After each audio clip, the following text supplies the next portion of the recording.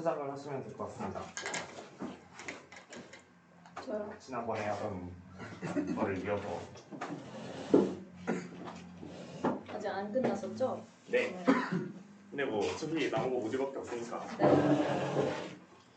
다 오신 건가요? 오늘 오픈 안 한다고 하신 분이 있는데 아, 그래요? 일단은 시작을 하면 네. 좋을 것 같아요.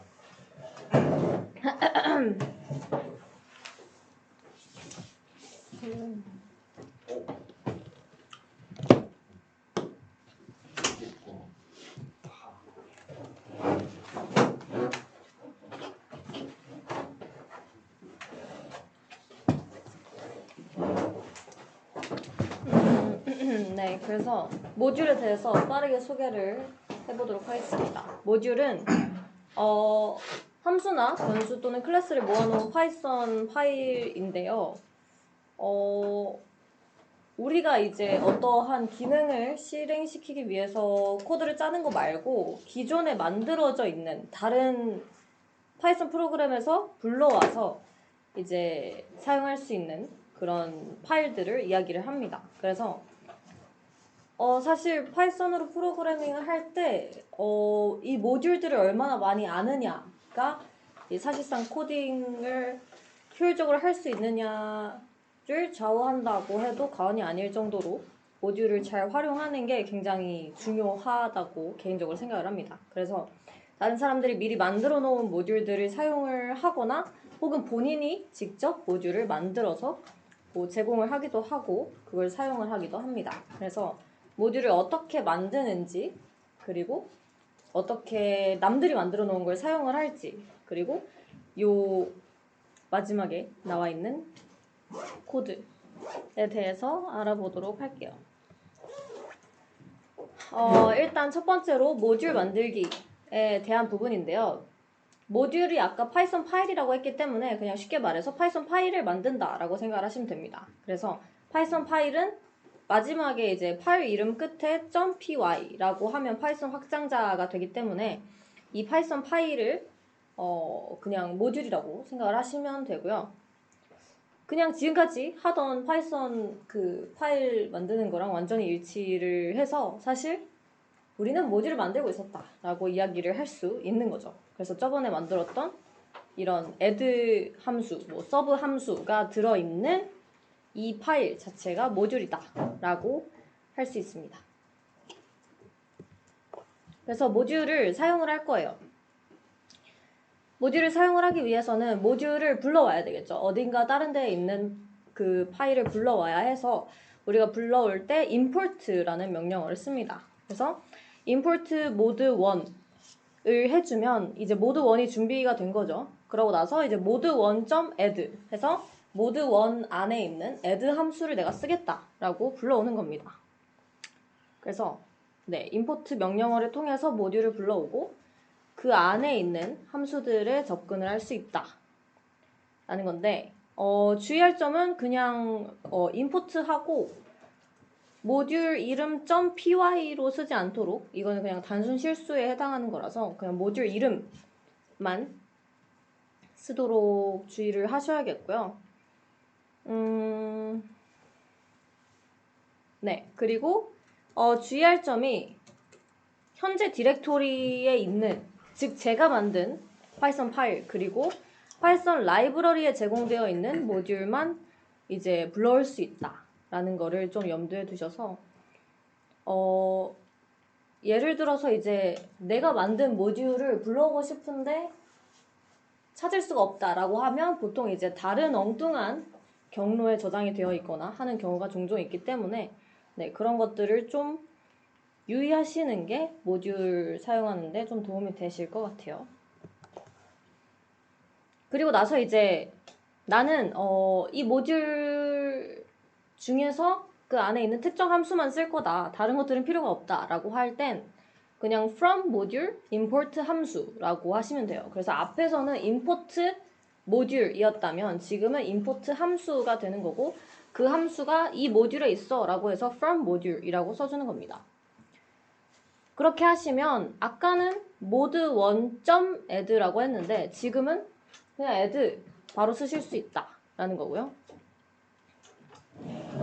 만약에 이제 모듈 안에 있는 한 개 이상의 여러 개의 함수를 쓰고 싶다라고 하면 그냥 콤마로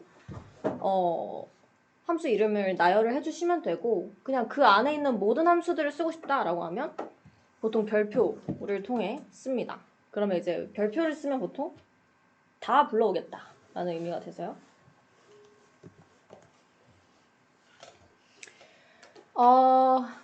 그 다음에 이제 이 내용이 약간 이해하기가 어려울 수가 있는데, 네, 지금 이 모듈에서 보시면 이 모듈 안에는 지금 프린트 문이 자동으로 들어가 있거든요. 근데 우리가 이제 이 모듈을 임포트를 해서 불러오면 모듈 안에 프린트 함수 때문에 모듈을 불러옴과 동시에 자동적으로 프린트 함수가 호출이 돼서 원치 않는 프린트 문을 받게 됩니다. 근데 우리는 프린트를 원하는 게 아니고 이 모듈 내에 있는 add랑 sub를 위해서 모듈을 불러온 거거든요. 그래서 이런 것들을 어떻게 좀 처리를 해주고 싶다라는 거고, 그래서 이때 이제 이 함수를 써주게 됩니다. 그러면 이제 우리가 알고 있는 if 문인데, if 이 코드의 자세한 건 모르셔도 되지만 대충 이제 어떤 느낌이냐면, 이 if 문 안에 들어가 있는 애들은 이제 임포트 모듈 했을 때 실행이 안 되게 되고, 이제 if 문이 거짓이 되는 경우에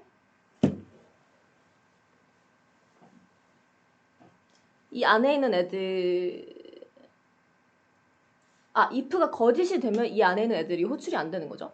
그래서 if가 참이 될 때 이 안에 들어가게 되니까 보통 그냥 모듈만 불러오게 되면 if가 거짓이 되는 그런 거죠. 이해가 되시려나 모르겠는데.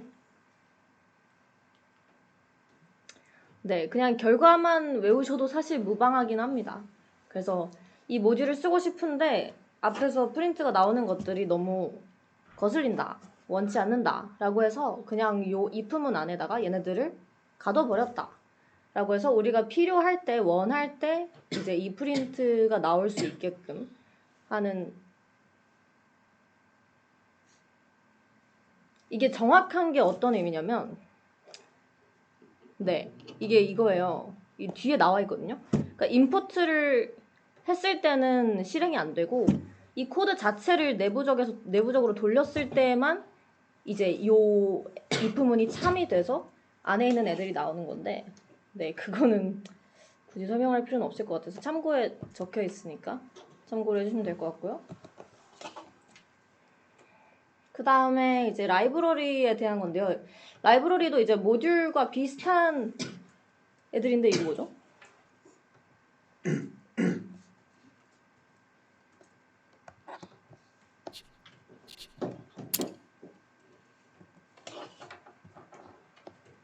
네트워크에 문제가 있다고 했던 것 같은데? 괜찮아요. 그래요? 네. 라이브러리도 이제 모듈과 비슷한 프로그램인데 이제 전 세계에 있는 파이썬 고수들이 만들어 놓은 거고, 그래서 이제 우리가 알고 있는 도서관이라는 뜻을 그대로 가져다 쓴 거예요. 그래서 원하는 정보들을 찾아볼 수 있다. 그러니까 그만큼 이제 다양한 목적의 프로그램들이 다 들어있다라는 거고, 모듈과 비슷한 그런 애들인데 마찬가지로 이제 뒤에 차례차례 나오겠지만 라이브러리들이 정말 많아요. 그래서 이거를 다 알 수는 사실상 불가능하고, 어떤 일을 할 때 이제 어떤 라이브러리들을 쓸지 이런 것들을 좀 효율적으로 생각을 해서 활용을 하는 게 중요할 것 같아요. 그래서 표준 라이브러리가 있고 외부 라이브러리 두 개가 있는데 차례차례 보도록 할게요. 표준 라이브러리는 파이썬 설치를 하면서 기본적으로 설치가 되는, 그러니까 표준이다 라는 거죠. 그래서 제가 지금 이렇게 각각 하이퍼링크로 달아놨는데 얘네가 이제 가장 기본적이고 가장 많이 쓰이는 그런 라이브러리다라고 보시면 돼요. 그래서 뭐 최대 공약수를 찾고 싶다, 뭐 최소 공배수를 찾고 싶다, 아니면 몇 시인지 뭐 몇 분, 몇 초 이런 것까지 알고 싶다, 혹은 뭐 뒤에서 나오겠지만 랜덤 베리어블을 알고 싶다. 이런 것들을 이제 라이브러리를 통해서 쉽게 빠르게 구할 수 있다라는 거예요. 그래서 우리가 코드를 짤 때 내가 모든 걸 다 구현할 필요가 없이 기본적으로 모듈도 마찬가지고 그냥 원래 만들어져 있는 것들 다른 사람들이 만들어 놓은 거를 가져다 쓴다의 의미라고 생각을 하시면 돼요. 그래서 첫 번째로 타임인데 타임은 그냥 말 그대로 이제 시간을 보겠다라는 거예요. 근데 그냥 타임 함수로만 하면 현재 시간을 실수 형태로 리턴을 하는데 실수 형태가 무슨 말이냐면 1970년 1월 1일 0시 0분 0초를 기준으로 지금 몇 초가 지났는지를 표현을 해줍니다. 그래서 초가 보통 1, 10, 100, 1000만, 10만, 100만, 1000만 몇십억 단위로 초가 찍혀요. 그래서 이렇게 해서는 절대 시간을 알아볼 수가 없기 때문에 얘를 이제 우리가 알아볼 수 있는 뭐 연, 월, 일 이렇게 좀 구분을 해놔서 표현을 해주자라고 하는 게 로컬 타임이라는 함수입니다. 그래서 로컬 타임으로 치면 이제 지금 몇 월이고 몇 년이고 며칠이고 몇 시고 이런 것들이 각각 베리어블로 표현이 돼요. 근데 이렇게 해도 우리는 시간을 단번에 알아보기가 어렵죠. 그래서 ASC time이라는 함수를 또 써줍니다. 그러면 이제서야 비로소 좀 알아볼 수 있는 시간의 형태로 그나마 표현이 좀 돼요. 그래서 뭐 금요일 4월 28일 뭐 20시 50분 20초 2023년이라고 이야기를 하고 근데 이제 이 함수가 너무 긴 거죠. 지금 타임 함수에 로컬 타임을 씌우고 걔에다가 또 ASC를 씌웠다 보니까는 얘가 너무 길어서 얘를 그냥 C 타임 요렇게 축약해서 표시를 할 수 있습니다. 근데 ASC 타임과는 다른 게 항상 현재 시간만을 리턴을 한다 라고 이야기를 해요. 그래서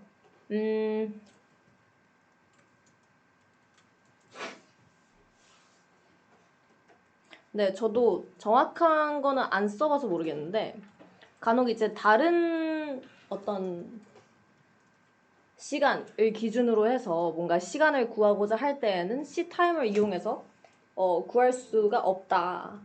그래서 항상 C타임은 현재 시간만을 리턴을 하기 때문에 그런 점을 좀 유념을 하셔야 될 것 같아요. 근데 어쨌든 되게 많이 쓰이는 함수라서 네, 알아두시는 게 중요할 것 같고요. 두 번째로는 이제 GCD랑 LCM인데 아까 말했던 최대 공약수랑 최소 공배수를 구할 수 있다라는 거예요. 그래서 두 개의 인수를 받아서 네, 이렇게 구하는 거죠.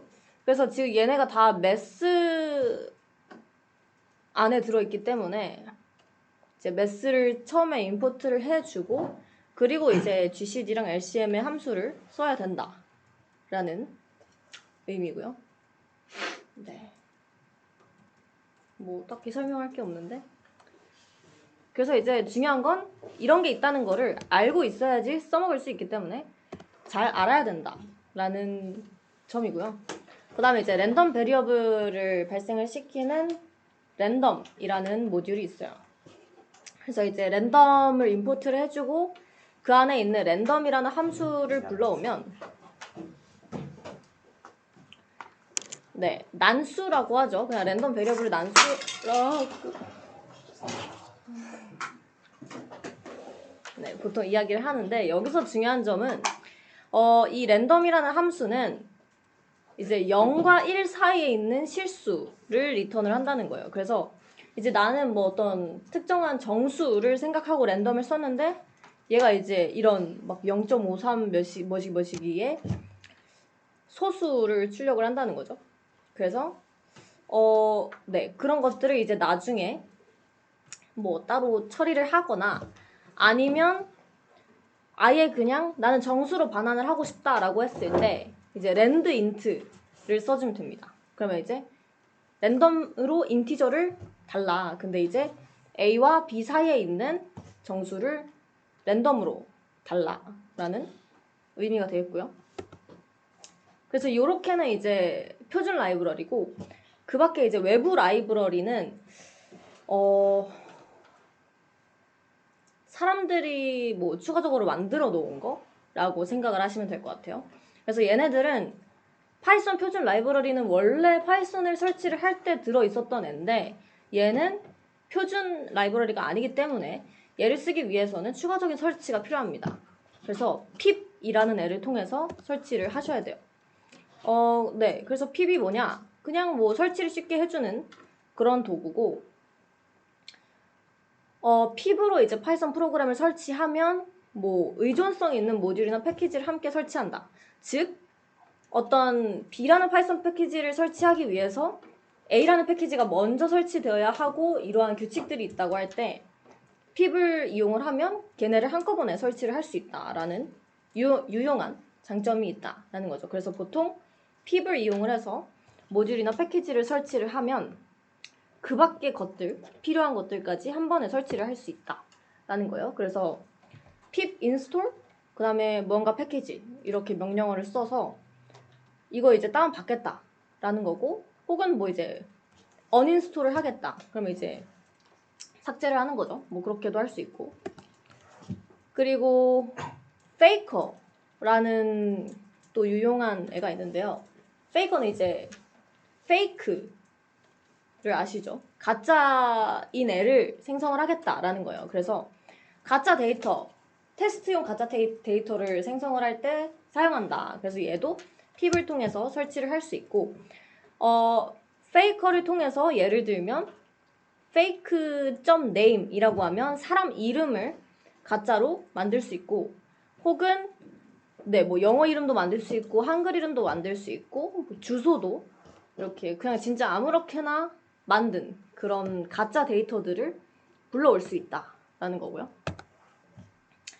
그래서 이렇게 응용을 할 수 있다. 뭐 이름이랑 주소를 가지고 이렇게 30개를 나열을 할 수 있다라는 것들이 네, 페이커를 사용을 하면, 그래서 나중에 이런 것들이 보통 뭐 AI를 쓰거나 이런 데서도 좀 자주 쓰게 되죠. 그래서 이렇게 다양한 함수들이 있다라는 거를 자료를 통해 확인을 해주시면 될 것 같고요. 그 다음에 이제 심파이라는 애가 있는데 얘는 방정식 기호를 사용을 하게 해줘요.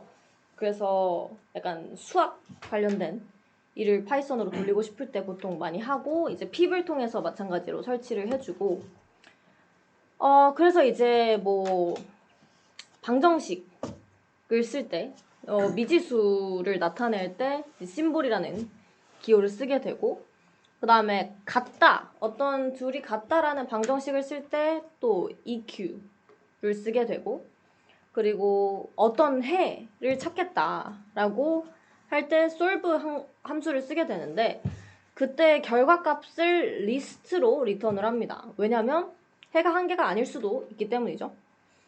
만약에 이때 미지수가 2개면 2개 각각의 근이 존재하기 때문에 딕셔너리로 값을 반환을 하게 됩니다. 그래서 왼쪽에 보시는 그런 코드처럼 네, 요 심파이드를 활용을 할 수가 있고요. 네, 그래서 과제를 하시면 되고, 네, 그렇습니다. 이제 제가 이제 발표를 할 때는요. 네. 노트북 안 갖고 있어요. 아, 네. 이거 쓰시면 됩니다.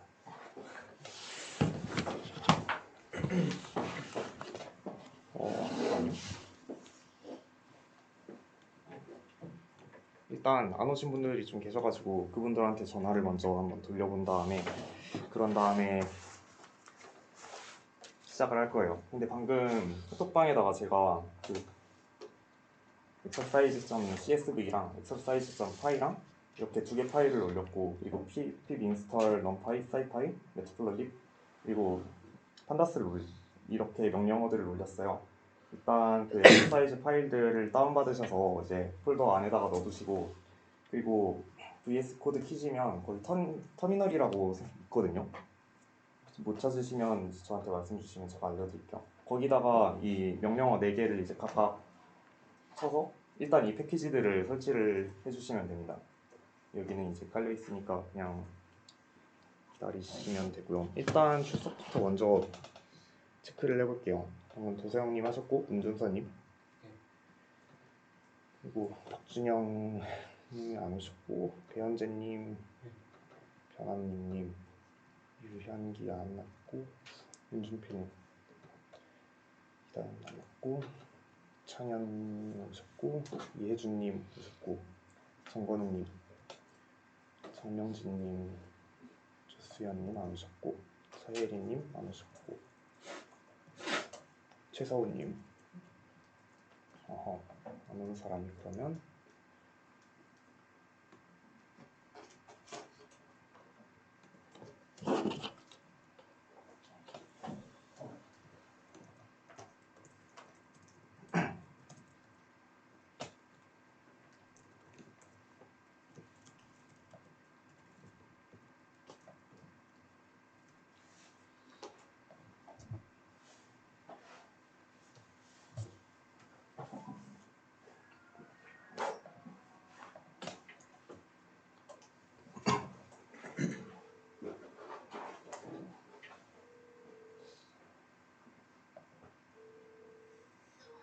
오늘 안 와?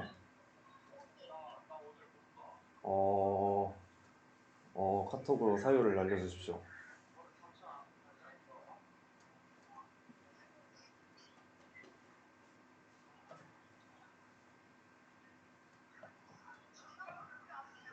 여보세요? 카톡으로 사유 좀 알려주고. 써야 돼.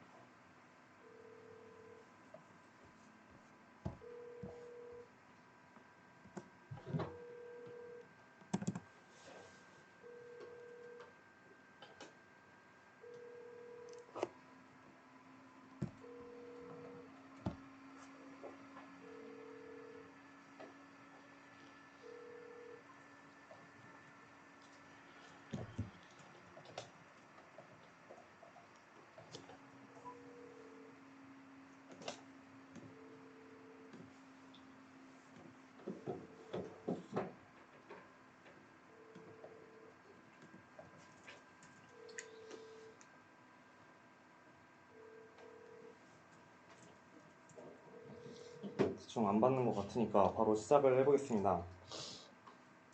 오늘은 제가 발표를 할 거는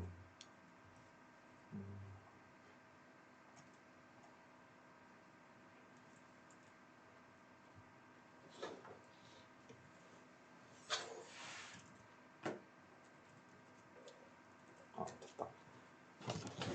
이렇게 판다스랑 피클이랑 넘파이랑 사이파이랑 언설턴티즈라고 이제 소개를 해놨는데 이 패키지들을 대충 어떻게 써야 되는지를 소개를 할 거예요. 근데 얘네들을 쓰는 방법을 이제 하나하나 다 알려드리지는 않을 거고 진짜로 써야 되는 것만 알려드릴 거거든요.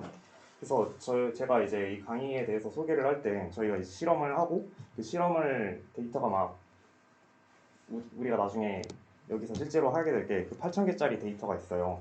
그 0.1V에서 8,000번 측정하고 막 0.2V에서 8,000번 측정하고 그 데이터 파일이 여러분한테 이제 보내드렸던 파일 중에 하나 있는데 그걸 이제 실제로 가공을 어떻게 해야 되는가에 대한 설명들을 거기에 필요한 함수들을 여기 다 써놨습니다. 그래서 그거를 이제 설명하는 시간을 가질 거예요. 일단 개요에서는 어떤 거를 할 거냐면 지금까지 저희가 이 통계학 내용들을 배웠고 그 통계학 내용들을 바탕으로 이제 파이썬으로 그거를 실제로 코드를 굴려봐야 되잖아요. 근데 우리가 이거 문제는 다 까먹었단 말이에요.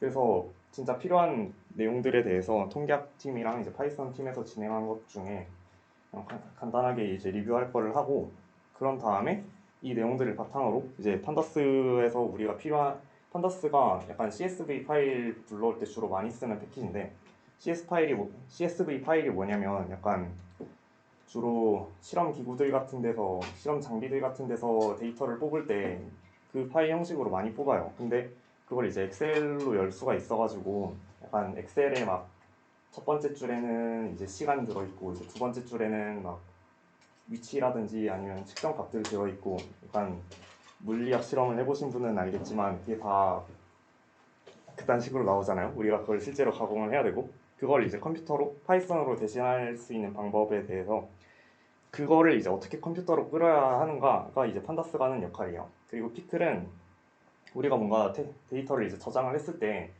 우리가 실험 로 데이터들을 이제 다 가지고 있어야 될 필요가 있잖아요. 근데 그런 걸 이제 우리가 한번 가공을 거친 다음에 그걸 이제 보고 이제 사용할 수 있는 모양으로 만든 다음에 그걸 저장을 해야 될 건데 그때 데이터들을 저장하고 불러오는 역할을 이제 피클이 하고요. 그리고 넘파이 같은 경우에는 저희가 이제 대충 행렬 비슷한 모양으로 얘네들을 데이터를 가공을 하게 될 거예요. 그 행렬처럼 생겨먹은 애들을 가지고 거기서 이제 데이터 뽑아서 가공하고 데이터 뽑아서 가공하고 이런 일들을 할 건데 그걸 어떻게 다뤄야 하는지에 대한 게 이제 넘파이라는 패키지를 이용을 할 거고요. 사이파이에서는 저희가 이제 통계학 팀에서 준비하는 내용들을 봤을 때 회기가 있었고 그리고 주로 회기가 될 거예요. 회기를 실제로 수행하는 게 이제 사이파이 패키지에서 사용을 하게 될 거고 이 uncertainties라고 돼 있는 거는 저희가 막 되게 이상한 이것저것 그 오차의 전파 소식 같은 거 계산하는 게 굉장히 복잡했잖아요. 그거를 이제 대학원생들이 하기가 싫어가지고 자동화를 시켜놓은 게 그거예요. 그래서 이제 간단한 내용 리뷰를 시작을 하겠습니다. 일단 이제 처음에는 표준 편차와 불확실도, 그 다음이 이제 오차의 전파와 회귀 분석, 그리고 그 회귀 분석이 얼마나 잘 됐는지를 이제 평가하는 이름이 뭐지? 상관계수였나? 그 값에 대해서 리뷰를 할 거예요. 일단 그 표준 편차는 여기 있는 것처럼 그 데이터들이 얼마나 분산이 되어 있는가를 이제 측정하는 툴이잖아요. 그때 우리가 사용하게 될 게 우리가 모 분산이랑 모 평균이랑 모 표준 편차랑 이런 건 진짜 알 수가 없는데 그때 일반적인 경우에 이제 사용하는 것과 달리 우리가 그 중에 일부만 추출을 해서 계산을 할 때는 약간 표본 분산은 그냥 모 분산을 계산할 때와 달리 이제 마이너스 1이 들어간다 이 정도만 알아두시면 될 것 같고요. 이거를 이제 나중에 알아둬야 되는 이유가 나중에 이걸 직접 코드에 넣게 돼서 그래요. 그리고 여기 좀 순서가 바뀌었는데 그러면 우리가 여기 그림에 있는 것처럼 제가 식을 써놨는데 이제 F가 전압 비율인데 이제 레퍼런스 분의 이제 테스트 전압 이거를 계산을 할 때 이제 그 전압비의 언설튼티는 이런 식으로 계산이 된다라고 써놨어요. 이거는 나중에 그냥 참고만 한번 해보시면 될 것 같고요. 그걸 지금 자세히 볼 필요는 없어서 그냥 넘어가도록 할게요. 그 다음에는 이제 회귀 분석이 얼마나 잘 되는지 그 질을 측정하는 내용들인데 일단 여기 글에서 회귀 분석을 어떻게 시키는데 하면 이제 최소 자성법을 써가지고 이거를 피팅을 시키게 된다 라고 대답을 할 수가 있겠는데 이거를 실제로 수행하는 거 우리가 계산하기는 굉장히 복잡하고 우리가 통계학 팀에서 이런저런 공식을 배우기는 했지만 그걸 우리가 하나하나 다 계산을 하고 있을 수는 없어가지고 그걸 이제 컴퓨터에서 사이파이라는 패키지에서 자동으로 돌려주게 돼요.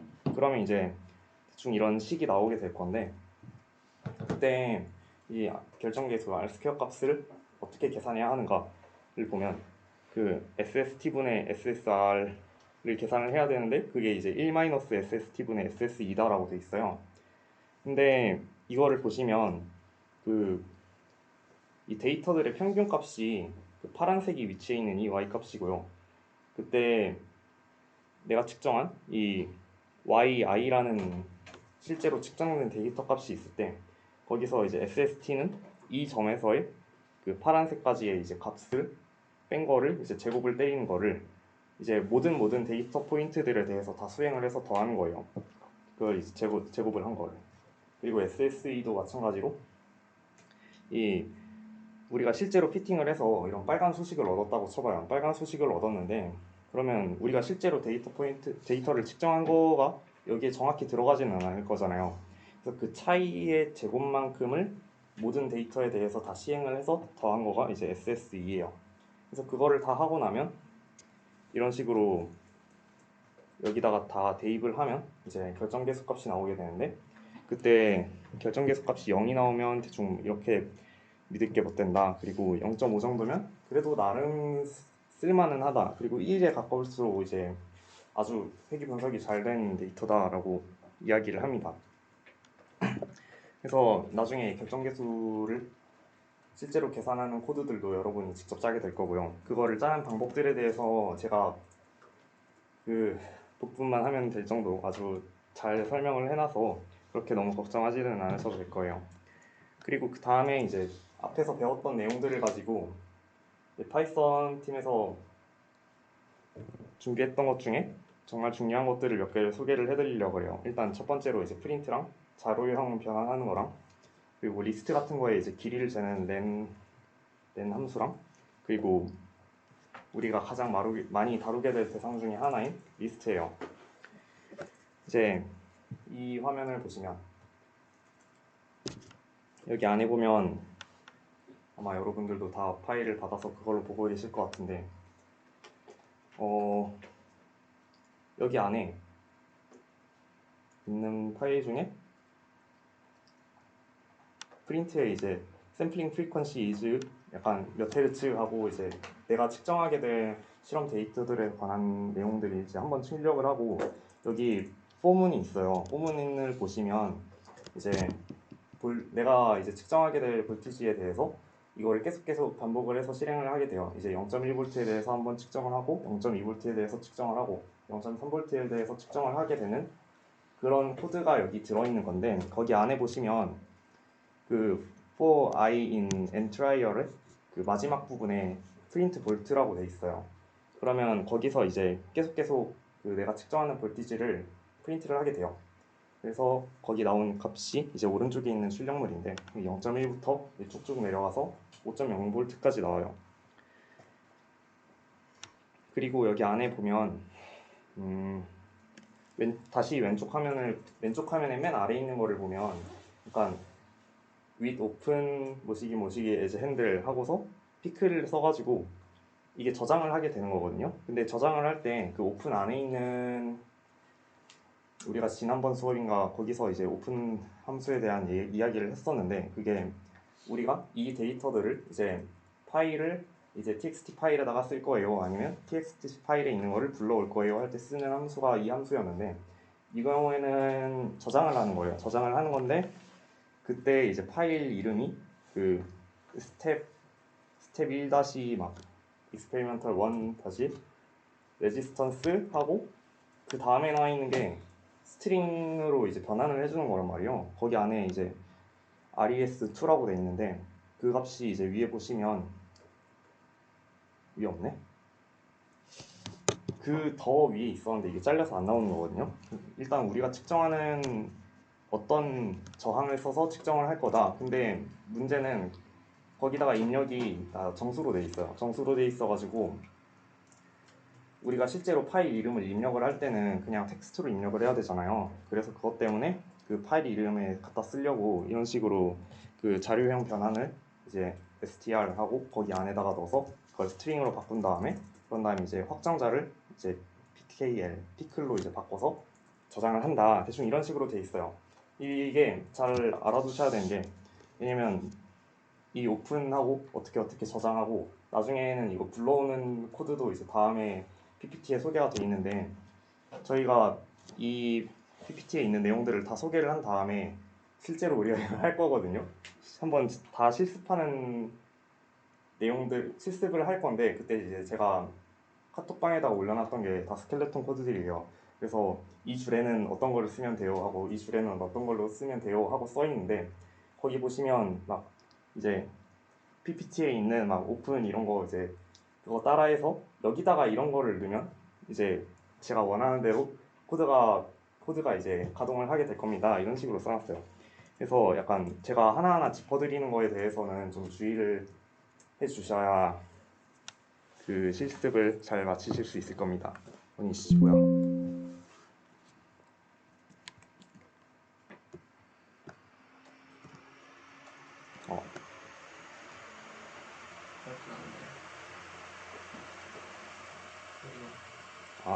소리는 신경 안 써도 돼요. 원래 시끄러운 친구라서.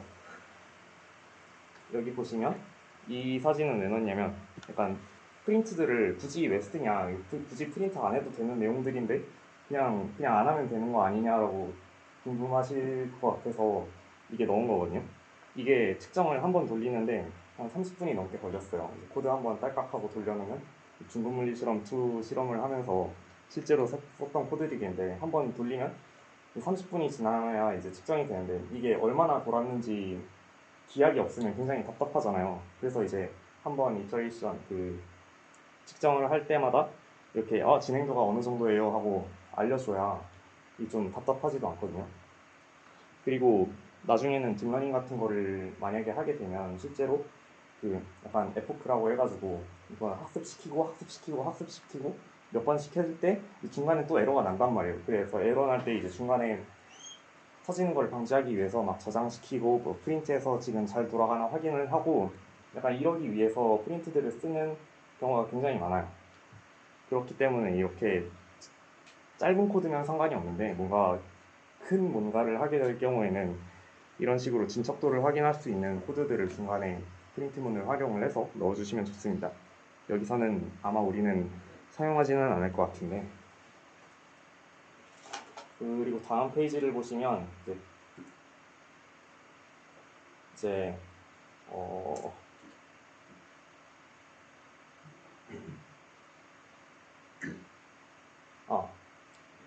여기다가 IS2라고 해놔가지고 거기에 이제 제가 썼던 저항들이에요. 이거 이름이 이제 10옴짜리랑 150옴짜리랑 220옴, 330옴 이렇게 해서 1000옴까지 측정을 시작을 했는데 이거를 왜 써놨냐면 저희가 이제 이거에 대해서 측정하고 저거에 대해서 측정하고 이거를 하나하나 바꿔 끼면서 그때마다 버튼 누르기가 굉장히 번거롭단 말이에요. 그래서 이걸 자동화를 하려고 이런 식으로 만들어 놨던 건데 거기 조금 더 아래 보시면 for ohm in IS2라고 되어 있거든요.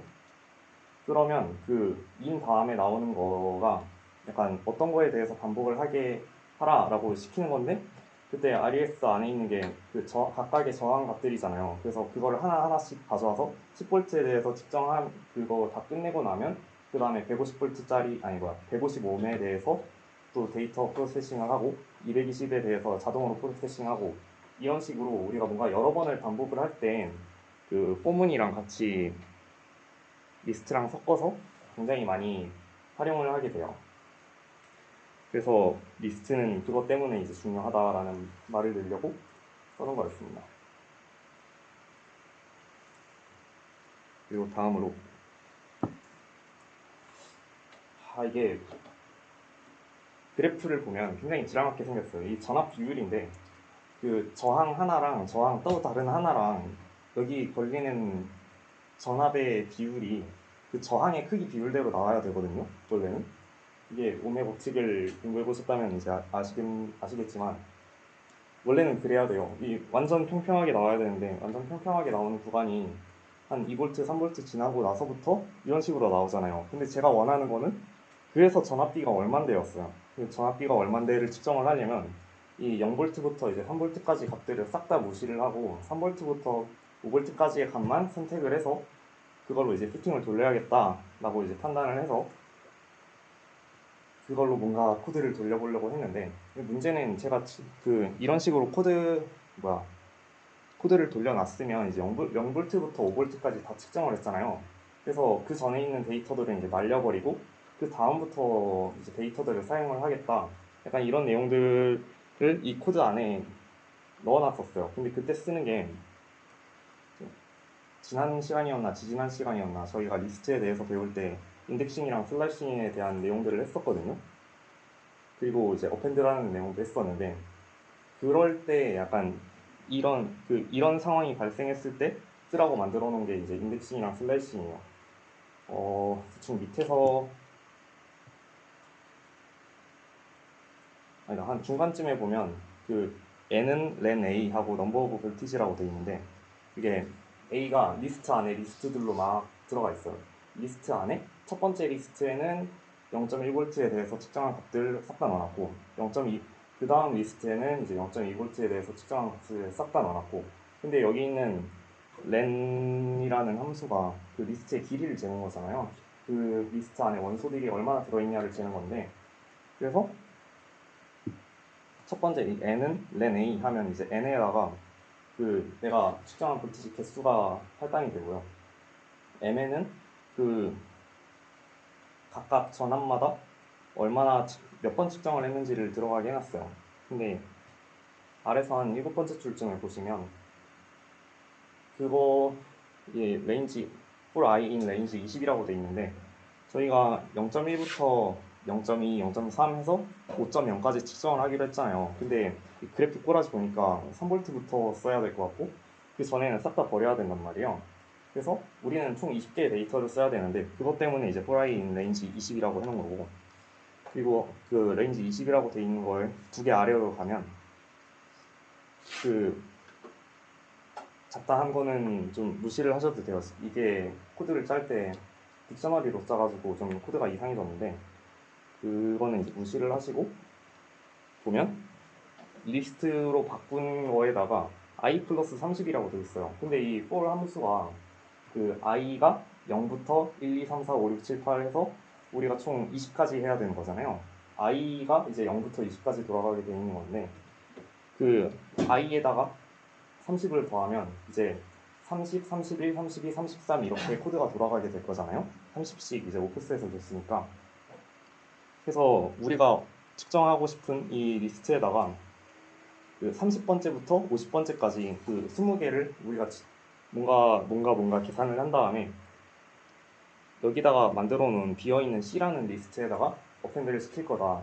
여기 그 변수 이름이 레이시오라고 되어 있는데 이거를 계산을 하면 그 전압 비율이 이제 C 안에 하나씩 어펜드가 되는데 그거를 이제 3.0V에서 5.0V까지 시행을 해라 라고 말하는 게 여기 있는 코드 내용들이에요. 근데 이 내용들이 좀 복잡해 보여가지고 지금 그대로 긁어쓰기도 좀 적절하지 않은데 제가 그 실제로 예제 코드를 여러분들이랑 같이 만들어 보려고 준비를 해놓은 거는 그렇게 좀 번거롭지 않거든요. 이게 데이터 파일 모양 때문에 이따구로 만들어 놓은 건데 제가 이거를 그냥 여러분들이랑 같이 하기는 좀 복잡한 것 같아서 좀 편안하게 가공을 해놨어요. 그래서 그거 가공한 내용들을 바탕으로 코드를 짤 때는 이렇게 좀 더럽지 않고 깔끔하게 만들 수 있게 해놨습니다. 너무 걱정하지 않으셔도 되고요. 다음으로는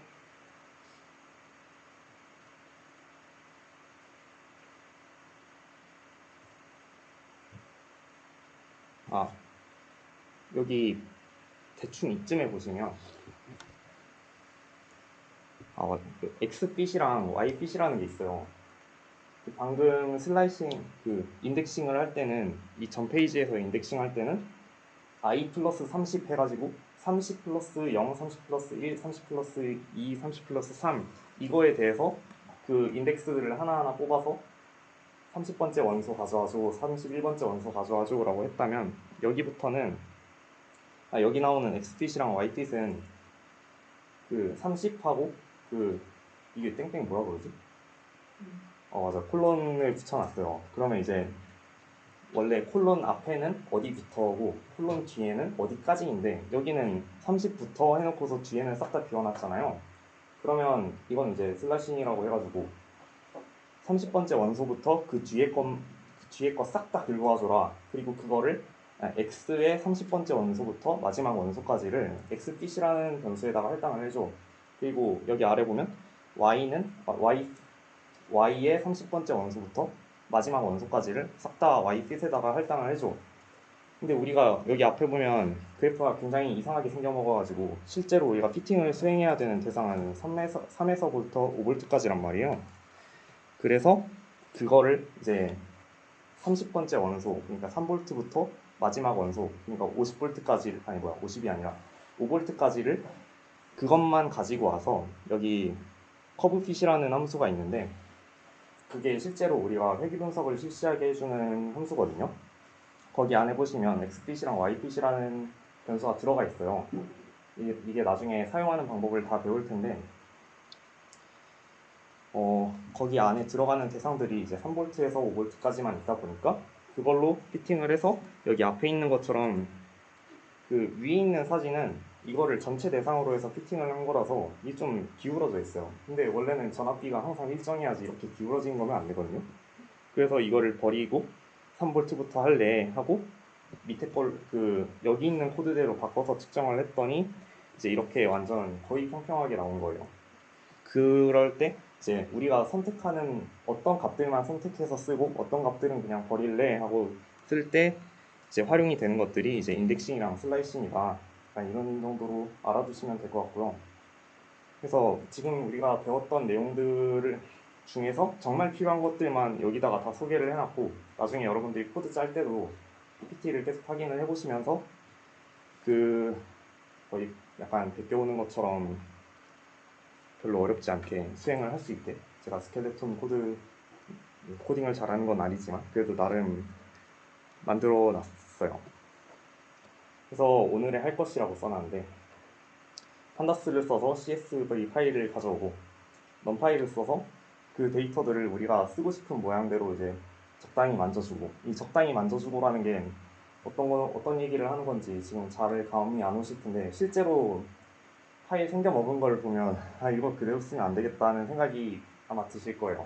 그래서 이걸 좀 이런 식으로 리스트가 돼 있는 거를 좀 이렇게 뒤집어가지고 그 세로 줄을 가로 줄로 바꾸고 확률로 치면 이제 트랜스포즈를 하는 건데 굳이 그런 거 이름까지는 알지 않으셔도 되고요. 나중에 다 설명이 돼 있어요. 그래서 그런 식으로 뭔가 가공을 하고 싶은 거를 넘파이 패키지에서 굉장히 잘 만들어 놨어요. 그래서 그거를 이렇게 가공을 해놔가지고 우리가 여기 앞에서 봤던 것처럼 실제로 그래프를 피팅을 시켜야 되는데 그거를 피팅시키는 툴 중에 굉장히 유용한 툴이 이제 사이파이예요. 그래서 그거에 대해서도 설명을 하고 우리가 이렇게 가공한 데이터를 저장을 하려면 피클이라는 거를 써야 되는데 그거에 대해서 그냥 간단하게 설명을 할 거예요. 이제 그 데이터들을 저장하고 다시 불러오고 약간 이럴 때. 그리고 uncertainty는 오차의 전파를 계산하는 거라고는 해놨는데 이거를 실제로 활용하는 내용들은 여기 안에 넣어놓지를 않아서 나중에 언젠가 여러분들이 오차의 전파를 계산할 때가 됐다 싶으면 그냥 언제 한번 이 PPT를 기억하셔서 사용을 하시면 되겠습니다. 여기서 소개를 하진 않을 거예요. 그래서 첫 번째로 판다스를 소개를 해드릴 건데 이렇게 다음 페이지를 보시면 판다스가 제가 말씀을 드렸던 게 CSV 파일이 이제 더블 클릭을 해서 열면 보통 이게 엑셀 프로그램을 이용해서 열려요. 파일 형식이 엑셀을 잘 지원하게 만들어져서 이거를 딱 열면 엑셀로 이런 모양으로 나오는데 근데 이거를 이제 VS 코드에서도 CSV 파일 열리고 엑셀 파일 열리고 다 하거든요. 그거를 보면 이게 왼쪽 사진이 약간 업데이트가 안 된 건데 원래는 그 가운데 사진처럼 16 라이트라고 돼 있고 이제 퍼스트, 세컨드, 서드, 폴스, 픽스 하고 써져 있어요. 근데 여기는 약간 업데이트가 안 돼서 없는 거고 실제로 파일 안에는 이런 식으로 콤마로 다 돼 있어요. 콤마로 각각 값들이 이렇게 구분이 돼 있는데 엑셀로 열면 이런 식으로 그냥 셀들로 나눠져서 이렇게 돼 있는 건데 이거를 판다스가 참 잘 읽는단 말이에요. 그래서 그거를 읽는 방법이 그 오른쪽에 있는 코드들을 보시면 알 수가 있어요. 이제 우리가 이 데이터들을 이제 ASD라는 변수에다가 할당을 할 거예요. 할당을 할 건데 여기 pd.read csv라고 되어 있는데 원래는 판다스라고 해야 되는데 사람들이 보통 그 판다스를 그대로 안 쓰고 소영님이 준비해주신 강의 자료에 있던 것처럼 보통 import pandas as pd 이렇게 해서 pd로 줄여서 쓰거든요. 그래서 여기 pd로 되어 있는 거고 그래서 pd.read csv csv 파일을 읽어보고 싶다 하고 괄호를 열고 거기 안에다가 내가 읽어보고 싶은 파일의 경로랑 파일의 이름이랑 그 확장자를 써요. 그걸 이제 리스트가 아니라 스트링으로 쓰게 되는데 그것 때문에 이제 그 이름이 기억이 안 나네. 쌍따옴표가 들어가 있고요. 근데 여기 점하고 슬래시가 들어가 있는데 점 슬래시라는 게 그 컴퓨터에서 그 내가 있는 파일, 내가 있는 폴더 경로까지 자동으로 해줘 대충 이런 거라 가지고 점 슬래시 해놓고 그 내가 이 코드가 있는 파일 안에 아니 코드가 있는 폴더 안에서 이 exercise.csv라는 파일을 찾아와서 읽어줘라고 하는 거예요. 그런 다음에 그 프린트 그걸 ASD에다가 할당을 해놨으니까 프린트 ASD라고 하면 대충 여기 절반 가량의 내용이 이렇게 써있죠. 근데 이거를 보면 쓸모없는 것들이 많단 말이에요. 막 왼쪽에는 0, 1, 2, 3, 4, 5, 6, 7, 8, 9, 10 해가지고 내용들이 돼 있고 맨 위에 행은 16 라이트, 퍼스트, 세컨드 대충 이런 내용들이 있는데 우리가 실제로 데이터 프로세싱을 할 때는 이런 내용들 필요 없잖아요. 이게 막 0, 1, 2, 3, 4, 5, 6 이런 거 다 필요 없고 그 여기 위에 있는 그냥 각 잡다한 설명들은 다 필요가 없어서 얘네들을 보통 이대로 안 써요. 이대로 안 쓰고 이거를 numpy에 있는 어레이 형식으로 바꿔가지고 쓰게 되는데 그때 이제 쓰는 자료형 변환이 이렇게 이것도 numpy를 np로 그냥 줄여서 쓴 거예요. np.array 하고 ASD에 있는 거 numpy에 있는 어레이 형식으로 바꿔서 x에다가 저장해줘 해가지고 그걸 이제 출력해보면 이렇게 약간 대충 행렬처럼 생긴 모양으로 나와요. 약간 리스트 안에 리스트 있는 것처럼 이렇게 대충 행렬 모양으로 나오는데 그 위에 있는 것보다는 아래에 있는 게 훨씬 더 다루기 쉬워 보이잖아요. 대충 이렇게 생겨 먹었으면 약간 인덱싱하고 슬라이싱 할 때도 굉장히 편해 보이고 그렇기 때문에 이제 나중에 numpy를 쓰게 되는 거예요. 일단 판다스를 사용해서 CSV 파일을 불러오는 거는 대충 이렇게 내용들을 해놨고요. 그러면 이제 다음이 numpy에 대한 내용을 설명하는 거를 원하는데 여기 보시면 그 1차원 어레이랑 2차원 어레이랑 3차원 어레이를 대충 설명해주는 그림이 있어요. 이렇게 생겨 먹었는데 방금 우리가 해놨던 파일 보면 이제 리스트 안에 리스트가 한 개까지만 있어서 2차원 어레이라는 걸 알 수가 있어요. 근데 그 어레이가 굉장히 강력한 이유 중에 하나가 뭐냐면 우리가 보통 리스트에서는 그 리스트끼리 막 더하고 리스트끼리 곱하고 하면 우리가 원하는 대로 곱해지지가 않고 더해지지가 않아요. 근데 얘 같은 경우에는 어레이를 이렇게 컴포넌트 와이즈하게 그 3은 1이랑 그 5는 6이랑 7은 3이랑 이런 식으로 곱하는 연산들이 잘 수행이 되거든요. 여기는 이제 더하는 거를 표시를 해놨는데 A라는 어레이랑 B라는 어레이를 더하면 이런 식으로 우리가 원하는 대로 컴포넌트 와이즈하게 연산이 돼요. 그래서 여기 제가 써둔 코드에다가 처음에는 이렇게 리스트로 써놨는데 리스트로 써놓고서 이거 타입 출력하고 그 A를 출력해줘 하면 이거 클래스는 리스트 자료형이고 생긴 거 이렇게 생겨 먹었는데 그걸 이제 numpy.array 함수를 이용을 해서 어레이로 바꿔놓은 다음에 그거를 B에다가 할당을 할게 하고 나서 그래서 B의 정체가 뭐고 생겨먹은 게 어떻게 생겨먹었어 하고 프린트를 해주면 이제 클래스가 이제 numpy의 어레이로 바뀌었다라고 설명을 해놨어요. 그리고 실제로 출력했을 때 모양도 좀 다르게 돼 있고요. 그러면 제가 방금 얘기를 했던 것처럼 이거를 보면 뭔가 우리가 여기 안에서 우리가 측정한 볼티지들만 다 뽑아가지고 측정을 하고 싶을 거 아니에요. 아니 우리가 어떤 볼티지들을 측정했는지를 알고 싶어요. 그러면 이거를 이제 포문을 돌려가지고 첫 번째 리스트에 첫 번째 원소 불러와줘, 두 번째 리스트에 첫 번째 원소 불러와줘 이 짓을 계속 해야 되는데 그거 하기 굉장히 귀찮단 말이에요. 그래가지고 아예 이거를 트랜스포즈를 시켜버려가지고 여기 써있는 것, 여기 나와있는 그림처럼 아예 이걸 이렇게 뒤집어 버리면 모양을 바꿀 수가 있어요. 그때 쓰는 명령어가 이제 어레이에다가 점 대문자 t를 해버리면 하기는 그 연산을 수행을 할 수가 있습니다. 여기 앞에 보면 B가 1212, 2323, 3434라고 되어 있는데 그걸 이제 트랜스포즈를 시킨 거를 C에다가 할당을 하고 C 뽑아봐 하면 원래 이제 1212, 2323, 3434였는데 그게 이제 뭐지? 트랜스포즈가 돼서 123, 234, 123, 234 이렇게 바뀌어 있죠. 이런 식으로 바꿔놓으면 우리가 원하는 것처럼 여기서 그 측정한 전압들을 이거 측정한 전압이 아닌데 아무튼 대충 전압이라 치고 얘네들을 이제 폼은 돌려가지고 하나하나 뽑을 필요가 없이 그냥 트랜스포즈하고 첫 번째 리스트 트랜스포즈를 한 다음에 거기에 있는 첫 번째 어레이 가져와줘 하면 그냥 마이너스 1, 마이너스 0.5, 0, 0.5, 1 이렇게 쭉 돼 있는 우리가 측정한 이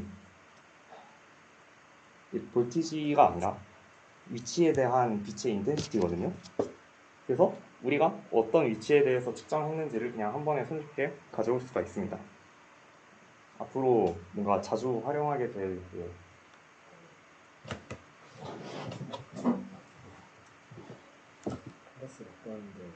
그 PIP 인스톨 판다스를 해야. 그리고 그 다음에는 방금 그 인덱싱 슬라이싱 얘기할 때 나왔던 건데 변수명에다가 이제 i번째에 있는 원소 안에 그 안에 j2번째 원소들을 가져오고 싶다라고 하면 이런 식으로 표시를 하면 돼요. 그리고 아까 설명을 했던 것처럼 이 콜론을 쓰면 그 앞에 있는 거 싹 다 긁어와줘, 아니면 뒤에 있는 거 싹 다 긁어와줘, 아니면 이 사이에 있는 거 싹 다 긁어와줘 라고 표시를 할 수가 있어요. 근데 이거 보면 이제 C의 0, 1, 2 C의 세 번째 첫 번째 원소를 출력해줘라고 한 거거든요. 근데 C 생겨먹은 거 보면 이렇게 생겼어요. 그래서 C의 세 번째 원소 1, 2, 3의 첫 번째 거, 그러니까 1이 출력이 될 건데 이 보면 1이라고 출력이 잘 됐죠. 이런 식으로 그 여러 차원으로 되어 있는 어레이에 있는 그 원소들에 하나하나씩 접근이 가능하게 됩니다. 이런 식으로 활용을 하면 되는 거고요. 그리고 우리가 뭔가 평균을 구한다든지 이런 것들을 할 때 여기 안에 있는 어떤 어레이 안에 있는 원소들을 그냥 싹 다 더했으면 좋겠어요. 근데 그런 연산들도 이제 numpy에서 지원을 하는 게 numpy.summation 그리고 우리가 더 하고 싶은 리스트가 아니라 어레이를 여기다가 딱 그 괄호 안에다 넣으면 얘네가 자동으로 다 연산을 때려줘요. 예를 들면 numpy.sum 하고 거기 안에다가 이 c를 갖다 내면 그 1212, 2323, 3434를 싹 다 더해놓은 값을 내놓을 거고요. numpy.summation 괄호 2를 넣으면 2는 이제 2랑 3이 들어있는 애잖아요. 그래서 그거 연산을 시켜놓으면 5를 뱉을 거예요. 그리고 여기 안에 있는 거 이제 평균 계산해줘 하는 것도 있는데 그건 이제 numpy.min 하고 변수명이고요. 근데 이거를 우리가 원하는 게 여기 안에 있는 거 이제 1212, 2323, 3434 이거 싹 다 평균 내줘가 아니라 여기 1212를 평균 내줘라고 하고 싶으면 여기 두 번째 줄에 써 있는 것처럼 그 변수명의 i번째 어레이에 있는 거를 평균 내줘, 약간 이런 식으로 활용이 가능합니다. 그리고 아까 degree of freedom 얘기를 했었는데 이렇게 평균 계산하는 거 말고도 이렇게 표준 편차를 계산하는 내용들이 있거든요. 우리가 어레이들을 가지고 와서 이걸로 표준 편차를 계산을 하고 싶은데 우리가 그냥 모평균의 표준 편차 모집단의 표준 편차를 계산을 하려면 그냥 그 모집단의 원소수 n으로 나눠주면 되는데 이거 DDOF, 그러니까 Degree of Freedom을 설정을 안 해놓으면 그냥 자동으로 n으로 나눠주거든요. 근데 우리가 하고 싶은 거는 그 모집단이 정확히 어떻게 생겨먹은지를 모르니까 이렇게 표본을 몇 개만을 뽑아서 모집단을 추정하고 싶은 거잖아요. 그럴 때는 이제 n으로 나누는 게 아니라 n-1로 나눠줘야 되는데 그때 이 degree of freedom 값을 1로 해주면 그렇게 연산을 해줍니다. 그래서 나온 그 사진이 여기 나와 있는데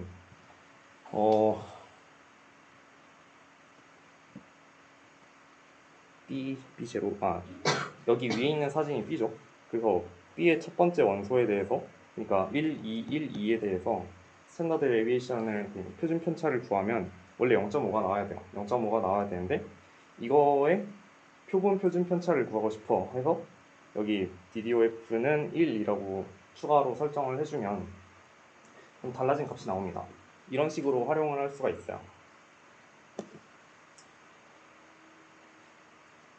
그리고 이제 다음에는 리스트 안에다 뭔가 덧붙이고 싶으면 append 명령을 쓰면 된다라고 이야기를 해놓고 for i in range 해놓고 거기 안에 정수를 넣어놓으면 정수가 아니더라도 돼요. 그냥 뭔가 리스트처럼 뭔가 개수가 어느 정도 들어있으면 그걸로 이제 활용을 할 수도 있고 여기다가 이제 리스트에다가 len이라는 함수를 쓰면 그 리스트의 길이가 이제 정수로 반환이 되잖아요. 그걸 섞어가지고 여기 안에다 쓸 수도 있고 이런 식으로 이제 활용이 가능하다는 거를 설명하려고 써놨습니다. 그리고 이거는 왜 해놨냐면 이제 numpy linspace 그리고 시작 끝 점 개수를 해놓으면 그 예를 들어서 시작에다가 0 넣고 끝에다가 1 넣고 점 개수를 이제 10을 넣어놓으면 여기는 2.0, 3.0, 4라고 해놨는데 그럼 이렇게 4개짜리 어레이를 줘요. 2점 뭐시기, 2점 뭐시기, 그리고 3 이렇게 주는데 이걸 어떤 식으로 활용을 하게 되냐면 여기 앞에 보면 우리가 이 검정색 그래프를 구해야 되잖아요. 우리가 이거를 빨간색은 그냥 데이터들을 그냥 이거 플로팅 해줘 하면 이제 얘가 알아서 해주거든요. 근데 우리가 수식은 구했는데 수식을 이렇게 플로팅을 해야 될, 그려야 될 거 아니에요. 그때 쓰는 게 이제 린스페이스 써가지고 x가 이제 0에서부터 5까지 막 따따따딱 하고 있을 때 그때 함수 값을 이제 플로팅을 해줘 하면 이런 식으로 만들 수가 있어요. 그때 자주 써먹는 게 이 린스페이스 명령입니다.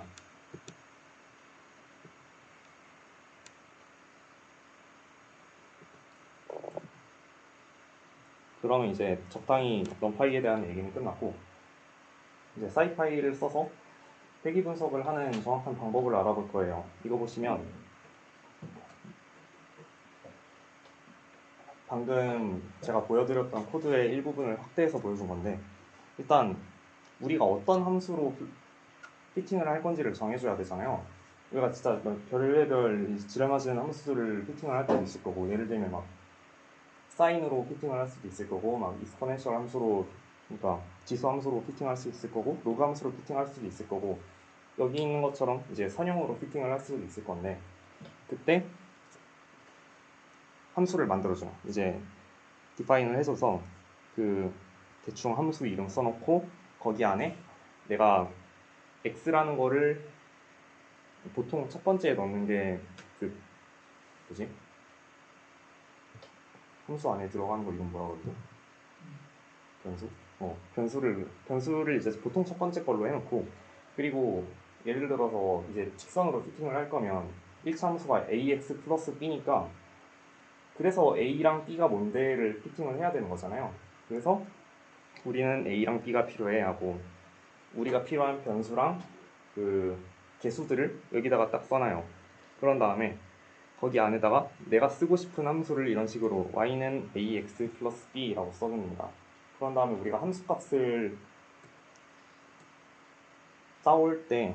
따와야 되는데 이 펑션에다가 a랑 b라는 개수들이 있을 때 x를 넣으면 얼마가 나와요 라고 하는 게 함수잖아요. 그래서 그 함수값을 이제 리턴해주는 이런 함수를 만들어놔야 돼요. 함수를 만들고 나면 이제서야 이제 피팅이 가능해지는데 그 scipy에 curveFit이라는 명령어가 있어요. curveFit이라는 명령어가 있어서 이런 식으로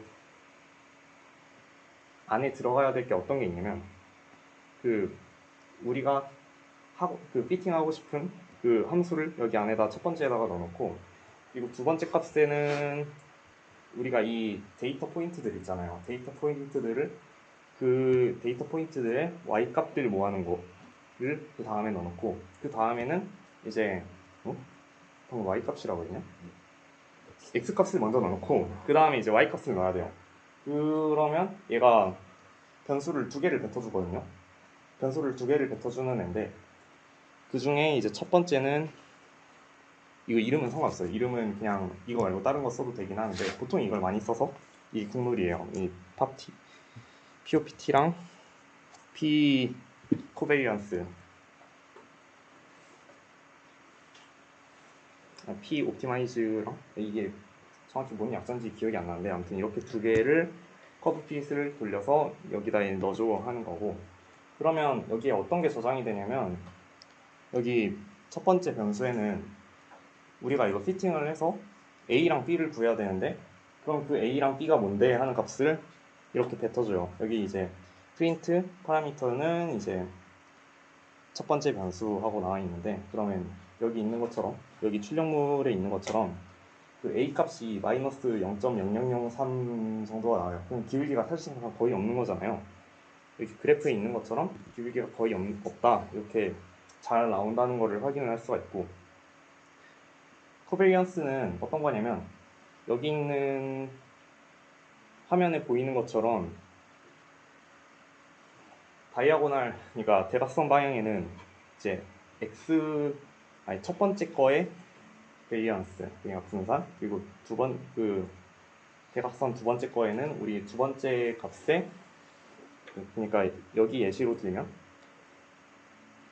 제일 왼쪽 위에 있는 거는 이 기울기 A 값에 그 분산을 나타내는 거고, 그리고 여기 오른쪽 아래에 있는 거는 우리 두 번째 값 여기 B의 분산을 나타내는 거예요. 근데 분산을 쓰면 안 되고 보통 오차 나타낼 때 표준편차로 쓰잖아요. 그래가지고 우리가 이걸 실제로 계산을 할 때는 이제 여기다가 루트를 씌워서 그거를 계산을 하면 대충 마이너스 10승이니까 루트 씌우면 마이너스 5승 정도 나올 거잖아요. 그냥 대충 1 곱하기 10의 마이너스 5승이라고 치면, 그러면 우리가 알아낸 이 기울기는 마이너스 0.0003 플러스 마이너스 10의 마이너스 5승 이런 식으로 이제 알아낼 수가 있게 되는 거예요.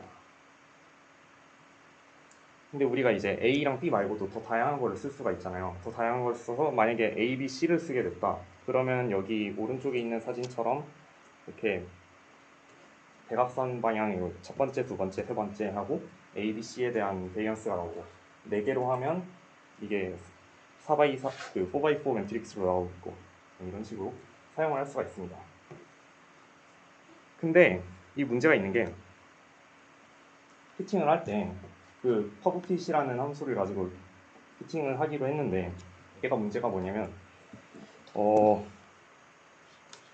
대충 경사광법을 생각을 해보면 그 통계학 10장이었나? 그쯤에 나오는 거였는데 우리가 가장 최적화된 제일 낮은 값을 찾고 싶어요. 근데 거기로 얘가 컴퓨터가 잘 갔으면 좋겠는데 되게 마음에 안 든단 말이에요. 얘가 막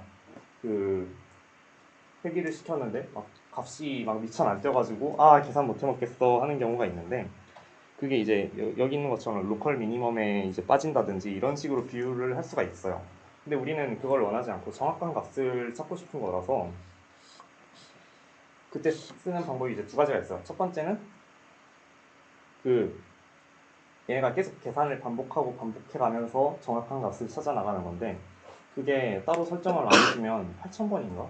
몇 번이었는지 기억이 안 나는데 한 대충 10,000 언저리였어요. 10,000번 정도 해보고 못 해먹겠다 싶으면 이제 얘 뻗어요.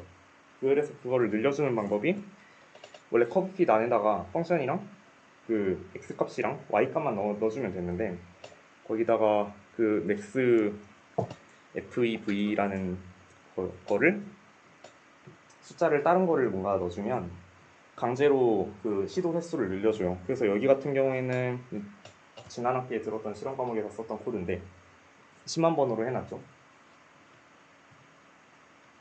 이래서 잘 됐어요. 근데 아무리 시도 횟수를 늘려봐도 여기 그 로컬 미니멈에 빠져가지고 못 빠져나오면 빠져나오질 못하면 그냥 말짱 꽝이잖아요. 제대로 피팅이 안 된단 말이에요.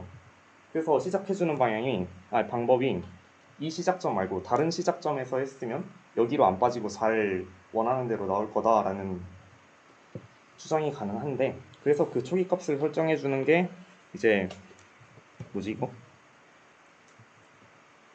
P0는 어떤 리스트라고 해주면 그 뭐지? 하나, 둘, 셋, 넷, 다섯.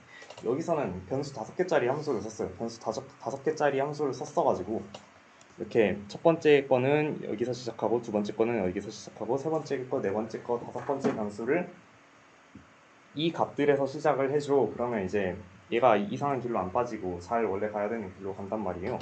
이런 식으로 뭔가 우리가 대충 수식 생긴 모양을 보면 굉장히 복잡한 함수가 아닌 이상 이게 어느 정도 감이 오잖아요. 얘네가 대충 이 값은 한 10에서 뭐 플러스 마이너스 3 안에 들어가겠지 하는 게 보이는데 이게 잘 피팅이 안 될 경우에 그렇게 해서 약간 직관적으로 추정한 값을 스타팅 포인트로 시작을 해주면 돼요. 그리고 이 바운드는 뭐냐면 얘네들이 그렇게 잘 해놔도 온갖 그 내가 잘 시작을 하게 만들어줘도 말을 안 들을 때가 있는데 그때 막 이렇게 잘 낮은 데로 가려다가 막 이상한 데로 갈 때가 있어요. 그래서 얘네가 너무 개수들이 값이 너무 튀지 않도록 얘네들을 이제 상방이랑 하방을 좀 정해주는 경우가 있는데 그때 쓰는 게 이 바운드예요. 바운드는 이제 튜플을 봤는데 튜플에 있는 첫 번째 거가 그 1번 개수, 2번 개수, 3번 개수, 4번 개수, 5번 개수의 미니멈 값이고 그 다음에 있는 리스트가 그 맥시멈 값이에요. 맞나? 맞네. 근데 이런 거를 그 굉장히 복잡한 수식에나 이걸 적용을 해야 되지. 당신이 나중에 하게 될 건데 너도 나중에 하는구나. 중글씨 들어야지. 아무튼 이런 내용은 굉장히 복잡한 함수에서만 하게 돼가지고 일단 저희가 당장 쓰지는 않을 거예요. 그래서 나중에 뭔가 잘 안 돌아가고 있음 싶으면 약간 이런 식으로 세부적으로 조정을 해줄 수 있다 정도를 설명을 한 거고요. 그래서 우리가 뭔가 데이터를 잘 판다스로 가져와서 넘파이로 가공을 하고 그 다음에 뭐지? 사이파이로 피팅을 했어요. 그럼 이제 그 데이터들을 이제 저장을 해줘야 되는데 이제 대충 여기 있는 코드를 그대로 읽어다 쓰면 되는데 이제 with open하고 저장할 때는 여기다가 이제 wb를 쓰고 읽을 때는 rb를 써요. 그래서 저장하고 싶은 파일명 여기 읽고 싶은 파일명 해놓고 이제 핸들하고 그 쓸 때는 이 덤프 이거 쓰면 되고 읽을 때는 로드 이렇게 하면 되는데 저도 피클 기능은 잘 모르거든요. 그냥 제 친구가 써둔 거 긁어와가지고 저도 잘 쓰고 있는 거라서 여러분도 그냥 이거 그대로 긁어가지고 갖다 쓰면 됩니다. 이거는 왜 여기 있지? 복사 붙여넣기 했는데 안 지워가지고 여기 있는 것 같은데. 그래서 제가 가져온 코드가 어떤 거냐면 제가 단일 슬릿 실험을 했어요. 이중 슬릿 하기 전에 먼저 단일 슬릿을 해가지고 얘네 레이저의 파장이 어느 정도구나 하는 걸 이제 측정을 하는 실험을 했었는데 그때 물리학 1을 배우신 분 춘가? 이거가? 안하기요? 방법 둘 다 없지 않아요? 비치면 투 아닌데? 이거 있는데? 투였어요? 아무튼 물리학 2를 배우면 나오는 내용들인데 대충 이렇게 생겨먹는데요. 그래서 위치에 따른 빛의 인텐시티가 대충 이렇게 위치에 따라서 생기는데 그때 측정했던 데이터 값들이 이거예요. 그래서 여러분들은 이걸 가지고 피팅을 진행을 하게 될 겁니다. 그리고 이 위치에서 측정을 5번을 했거든요. 5번을 해서 얘네들의 평균을 내고 그리고 스탠다드 데비에이션 값을 구해야 돼요. 구한 다음에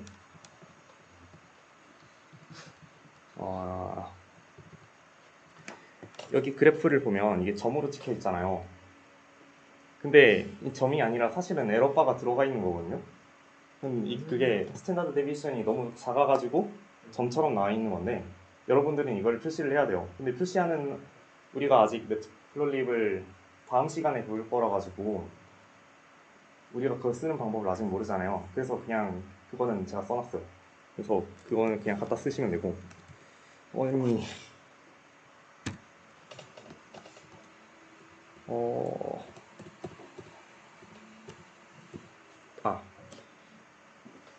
그래서 이 함수가 어떤 식으로 기술이 되냐면 이 x가 위치거든요. 위치에 따라서 이런 함수를 따르게 되는데 여기 안에 들어가 있는 게 굉장히 복잡하잖아요. 그래서 이 파이 b 괄호 x-c를 그냥 베타라고 해놓고서 여기 안에다가 사인 베타, 아래 이제 베타 이렇게 쓸 거예요. 그거를 가지고 코드를 짜보시면 됩니다. 그 카톡방에 올려드린 그 exercise.py라고 파일 있잖아요. 그거 여시면 제가 쓴 스켈레톤 코드가 나와 있거든요. 그거 이제 채워보세요. 제가 도와드리겠습니다. 파이팅!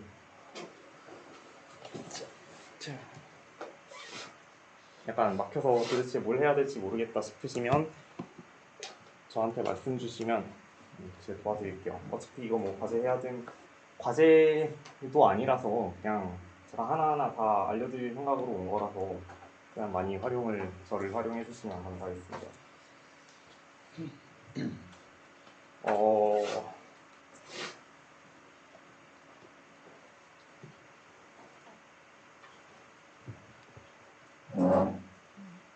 일단 첫 번째로 이제 A라는 변수에다가 그 CSV 파일을 불러오라고 되어 있는데 그 PPT 보시면 코드들 나와 있는 거 있잖아요. 그거 그냥 그대로 갖다 쓰시면 됩니다.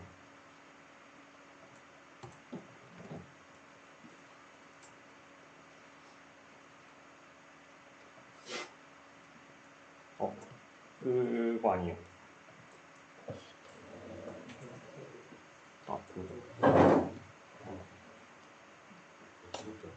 네네. 이거 보시면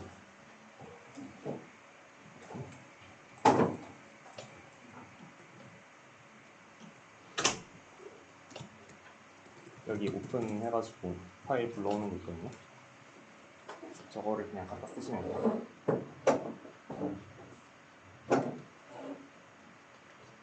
제가 보내드린 PPT 11페이지 보시면 처음에 시작하는 거를 어떤 걸 들고다 써야 될지 감을 잡으실 수 있을 거예요.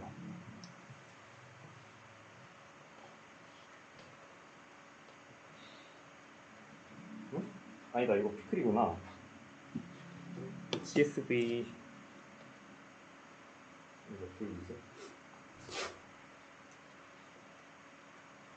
14페이지에 그 CSV 파일 불러오기 해가지고 제가 써놓은 예제 코드가 있어서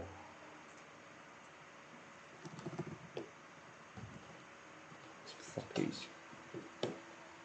제가 지금 화면에다 띄워놓은 이 PPT 슬라이드를 보시면 사용하실 수 있을 겁니다.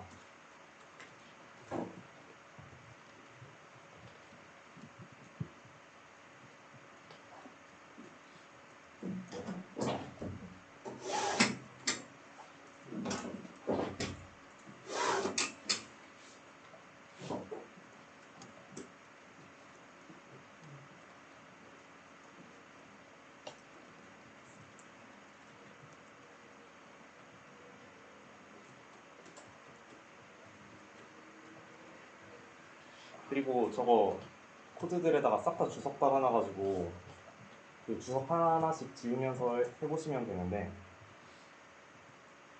다운표 3개 달려있고 약간 이런 거가 다 주석이거든요. 저 샵 표시랑 그런 거 그 한 단계 클리어 하시면 그 다음 거 할 때 이제 지우시고 거기다 쓰시고 그러면 돼요. 일단 첫 번째로 그 CSV 파일 불러오는 거가 있는데 그거 하시면 거기 아래 바로 프린트 A라고 돼 있잖아요. 그래서 만약에 그거를 불러오는 거에 성공하셨으면 저 코드 돌려보시면 그 CSV 파일 안에 있는 내용들이 출력이 될 거예요. 그거 첫 번째 거 누르시면 터미널 깔끔하게 다 지우는 거죠.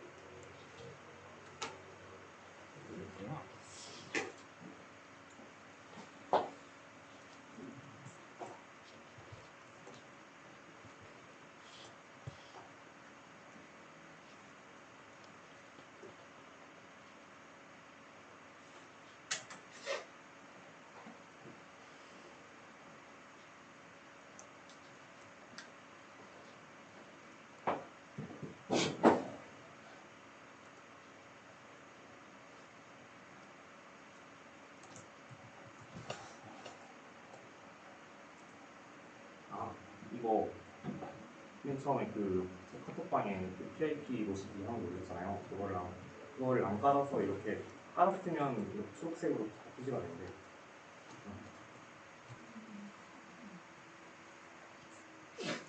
이렇게 제가 카톡방에 올려드렸던 거 쓰시면 이렇게 패키지들이 다운이 돼요. 그래서 사이파이로 하시면 아마 잘 될 겁니다. 잠시만요.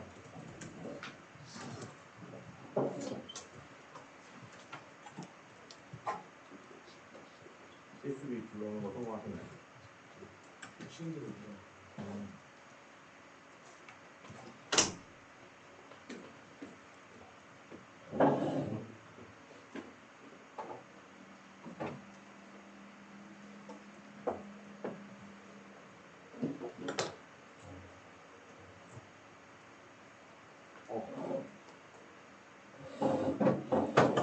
저거 빨간색 주석들 저거 지워가지고 그냥 저거 그대로 뒀습니다. 오케이.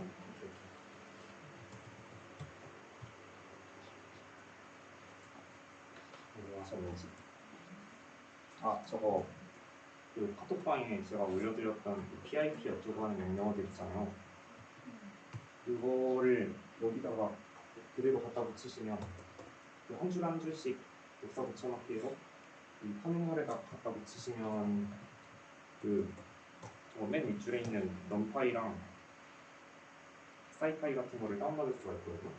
그래서 그걸 다운받는 거를 먼저 해야 그 코드가 실행이 가능해져요.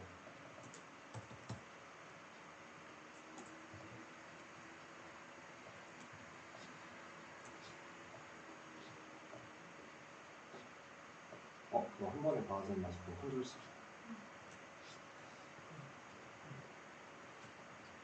주시면 아마 다운이 될 겁니다. 기다리시면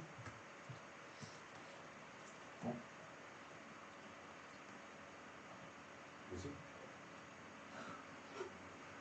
뭐지?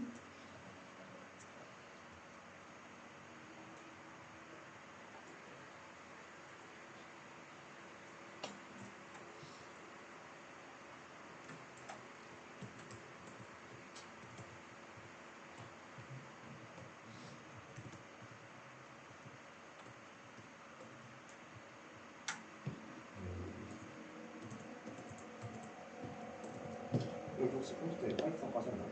그잖아요.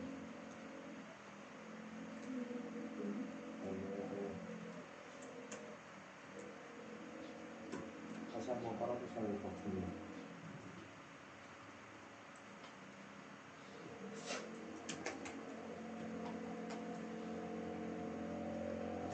일단 파이썬 홈페이지 들어가셔서 그 파이썬 다운받는 거를 누르시면 좀 이렇게 해서 설치를 시작하잖아요. 근데 그때 여기 모디파이를 눌러가지고 이거를 따라 하시면 되는데 이거 링크 보내드릴게요. 아마 이게 문제인 것 같아요.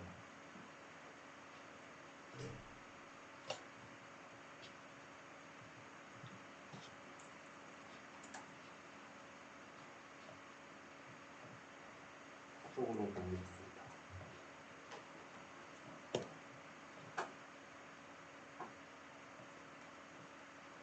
맞는 건가?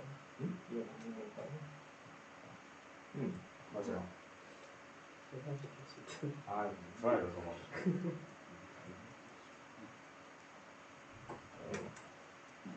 여기까지만 하시면 여기까지만 하시려면요. 그냥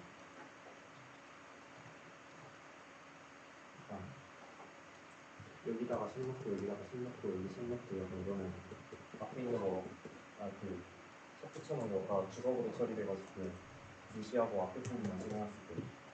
일단 네.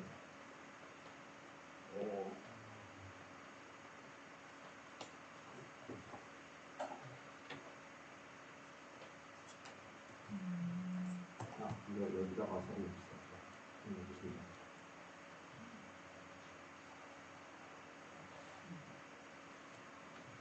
보시면 여기 있는 거에 대해서 자각시를 해주시면 아마 들어가지 않을까.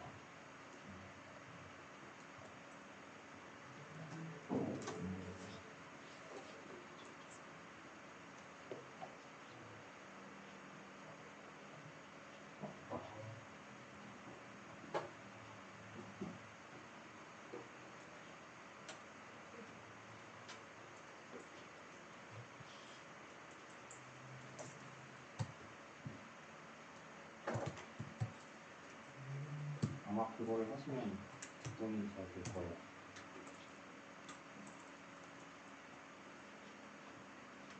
아마 저 VS 코드를 껐다 켜야 될 수도 있을 것 같은데 아직 적용이 안 됐을 수도 있어서 일단 껐다가 VS 코드만 이제 껐다가 다시 켜봅시다. 그런 다음에도 안 되면 방법을 될 것 같고. 잘 지금. 일단 이렇게 하면 돼? 아 저거 거기 안에다가 아직 넣으면 안 돼. 넣으면 안 돼? 이따가라고 돼 있고. 아 저거 그냥 지금은 비워놔. 범위값이야 범위값. 일단은 비워놔. 그냥 리스트로만 해놓으면 되고. 이렇게 해야 돼.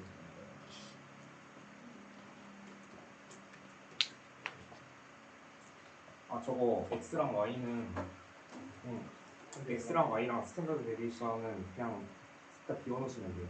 저거 나중에 어펜드로 추가할 거라서 그냥 주시면 되고, 그리고 여기 있는 거 있잖아요. 저거 안에 쓰다가 말고 나중에 저기다가 쓰세요 하고 저렇게 심플을 넣는 건데 저것 때문에 오류 생기거든요. 그래서 저기 앞에 있는 거 다 이거 아예 샵을 앞으로 당겨버려요. 샵을 앞으로 당겨. 응? 샵을 앞으로 당겨. 요거 저거 오류 생겨가지고 이거 다 앞에다가 샵 해두면 돼요.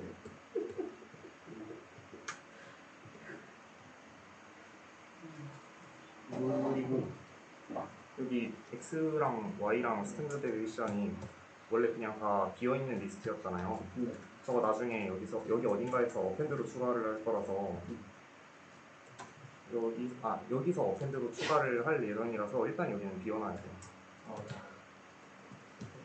설명을 잘못 따라놔가지고 오해를 하신 것 같은데. 그럼 일단은 X, Y, S, T, D 건들지 말고 그 다음에 있는 포문부터 건드리면 거기서 이제 어펜드로 추가할 것 같아요. 보이시나요? 아 저거 PIP 인스톨 그거 해야 돼. 여기다가 이제 깔아야 되는데 PIP 여기가 안 돼.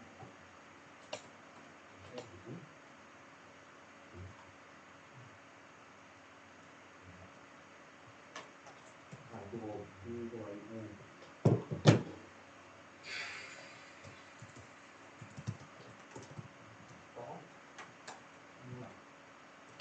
여기 이제 PIP 인스톨 넌파이랑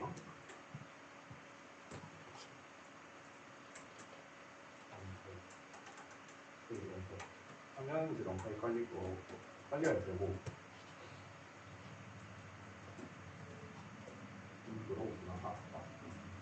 저거 다 하고 나면 이제 사이파이도 깔고 그런 다음에 저거 실행하면 되는데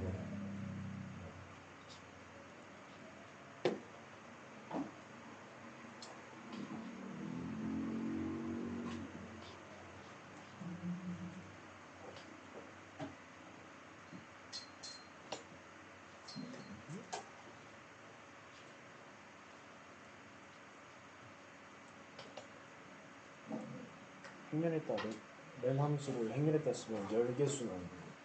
1개수 나오는 거죠. 저게 지금 어레이 안에 어레이들이 있는 거잖아. 그러면 그치 로우 개수가 나와.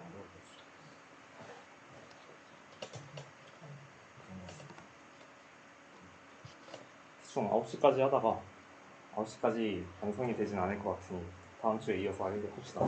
뭐 지금 이제 이거는 반복으로 이거랑 되게 차이가 코드 밸런스랑 그냥 밸런스랑 저 코베이한테는 나도 통계학 잘 몰라가지고 일단 다이아고널 컴포넌트가 베이언스라는 거라서 이게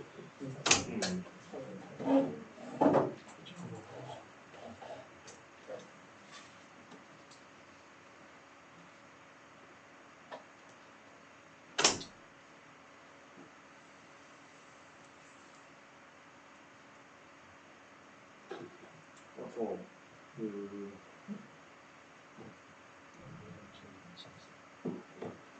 지금 이거는 해볼 필요는 없어요. 왜냐면 그 CSV로 불러오는 거 굉장히 잘 돼 있는 애라서 지금 이게 필요는 없어요. 이걸 X로 할 필요는 없어요. 이게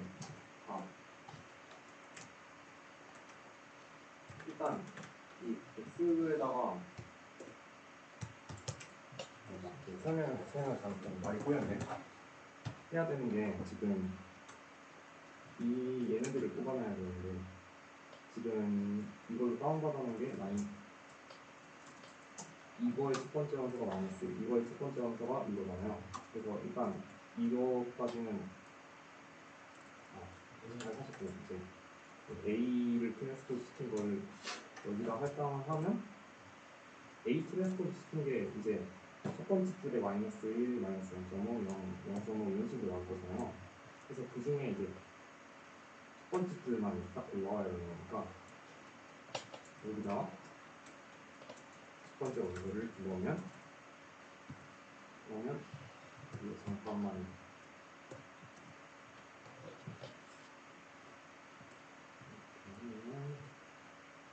X를 하면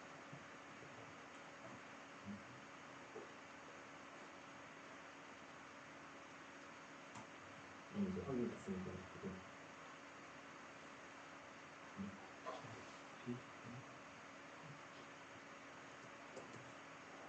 이거 어레이로 바꾸고 나서 하는 거야. 헷갈리 얘를 일단 맞아. 이거 하고 나면 사이파이 안 깔았냐? 아니네. 여기 또 하는 거지? 인스턴스.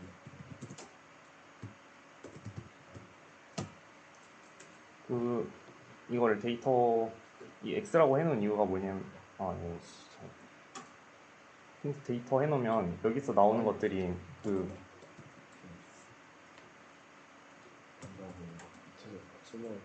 그러면 이제 일단 A 출력 한번 해볼래.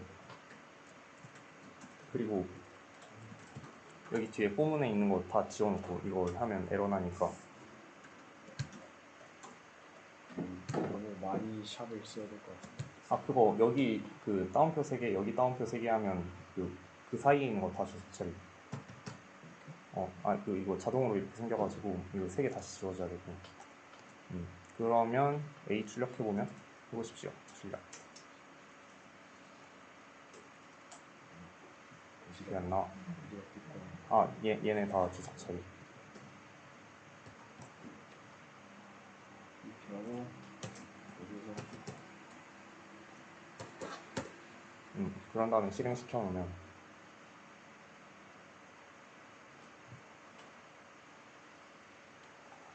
지금 우리가 알고 싶은 게 지금 X에다가 할당시켜 놔야 되는 게 마이너스 1, 마이너스 0.5 모식이잖아. 그래서 A를 트랜스포즈 시키면 A를 트랜스포즈 시킨 거에 그 첫 번째 열이 그 위치 값들일 거잖아. 지금 그래서 첫 번째 열이 첫 번째 로우 A를 트랜스포즈 시키면 첫 번째 로우가 그것일 테니까 지금 numpy.array A 해놓은 상태가 지금 array지. 그럼 거기다가 이제 트랜스포즈를 시키면 다시 출력하면 얘가 이렇게 바뀌어 있을 거란 말이야. 있는데 이쪽으로 가야 그치. 그러면 여기 안에 있는 거에 첫 번째를 가져오면 그게 X가 되는 거잖아. 첫 번째 행을 첫 번째 행을 X에다 넣자 하면 하면 이제 A 0 이렇게 해놓으면 돼. 시나요? 잘 되고 계십니까?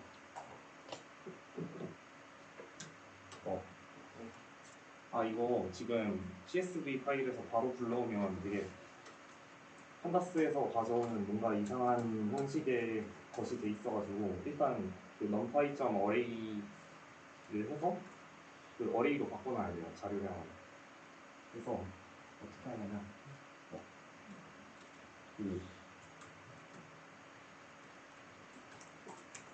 일단 이 상태에서 그 A가 그 판다스에서 불러온 파일이잖아요. 그래서 numpy.array 하고 이렇게 하시면 지금은 array가 된 상태잖아요. 그런 다음에 출력을 해보시면 저게 A가 어떻게 생겨먹었는지 아실 수 있을 건데 한번 더 출력해 보실래요?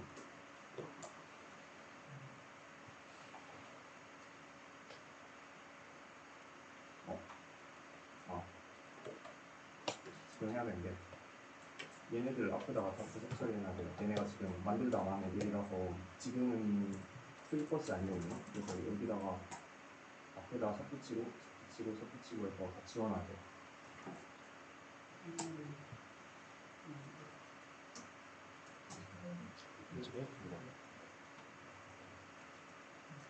그런 다음에 이제 코드 실행시키시면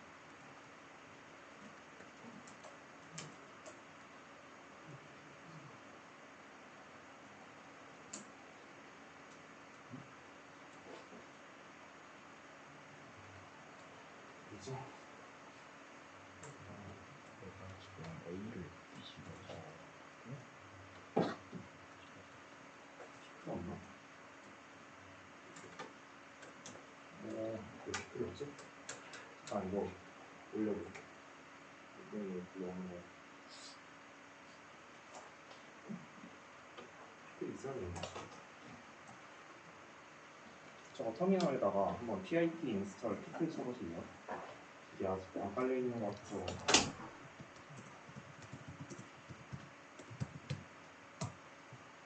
PICKAD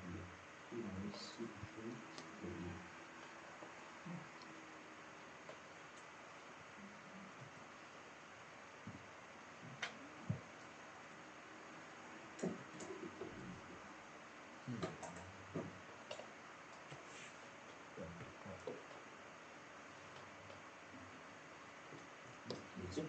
왜 안 되지?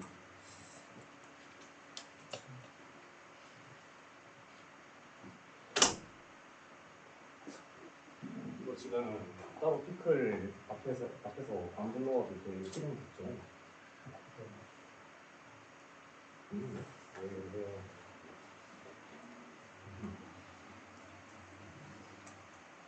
잠시만 노트를 좀 보시면 이거 안 보내주시면 해결해보고 드리려고.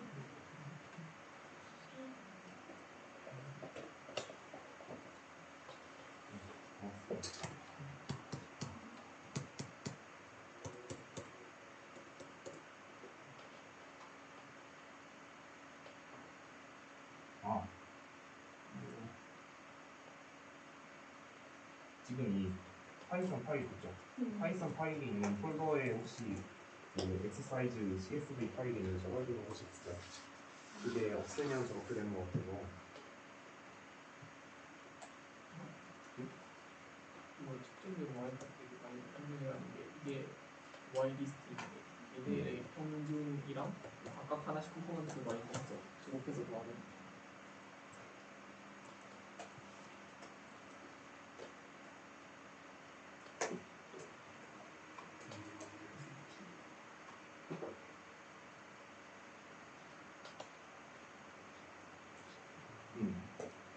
일단 Y 값을 싹다 평균 때린 다음에 그거를 각각 Y 데이터 값으로 거기다가 이제 다 빼서 그거를 이제 다시 제곱을 하면 그게 이제 SS 값이 되는 거라가지고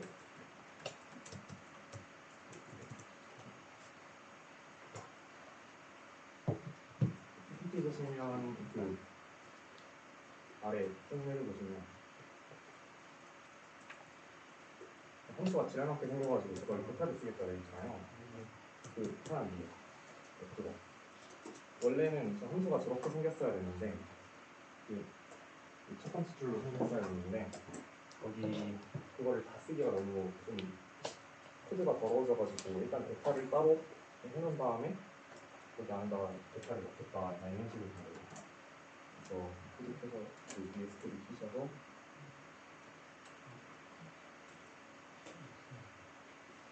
이게 넘파이에 파이란이 있어. 그래서 이거를 이제 여기 앞에는 np를 붙였잖아요. 근데 이렇게 from 넘파이 인풋 파일을 하면 앞에다가 np를 안 붙여도 되거든요. 그래서 그냥 여기다가 하신 것처럼 그냥 파이만 한 다음에 곱하기 b 곱하기 그런 식으로 쓰시면 됩니다.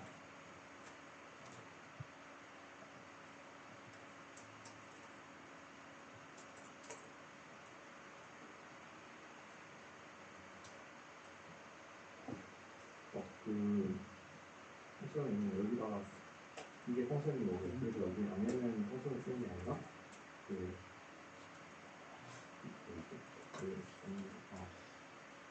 이거 값을 써야 되는 거잖아요.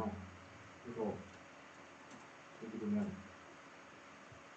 여기 써는 것처럼 만약에 x가 c면 이게 이제 분모가 0이 돼서 컴퓨터가 미쳐버려서 그 x분의 sin x 0으로 보내면 a 값 나오잖아요.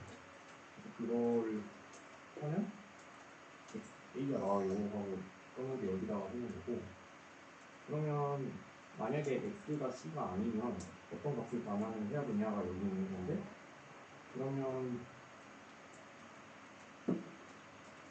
우리가 일단 대파는 이렇게 쌓았으니까 a 곱하기 베타분의 sin 베타의 제곱을 여기다가 쓰시면 됩니다.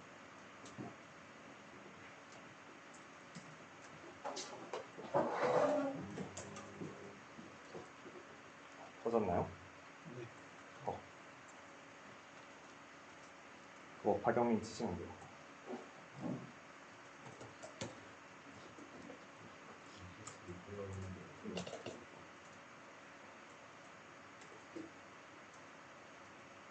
잘한것 같은데.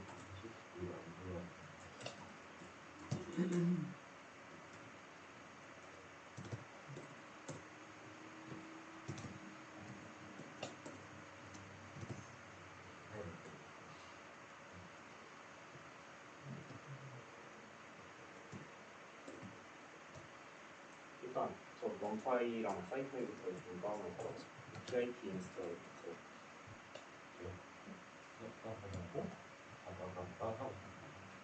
근데 뭐지? 그러면 저게 저렇게 판다스랑 웹플러그처럼 초록색으로 나와야 되는데 한 번만 더 일단 넘파이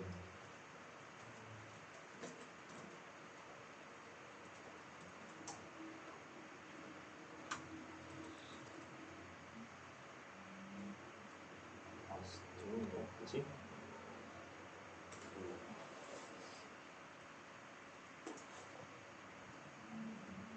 VS 코드를 덮읍시다.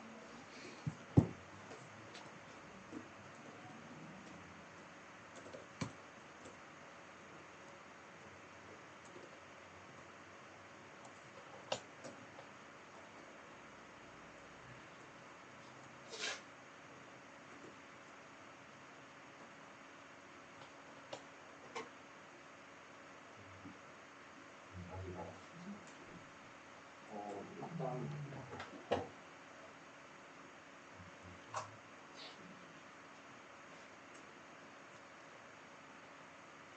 이거를 정말 쓸 수 있어. 이제 한번 해보고 이래도 안 되면 다음 맞춘 거고.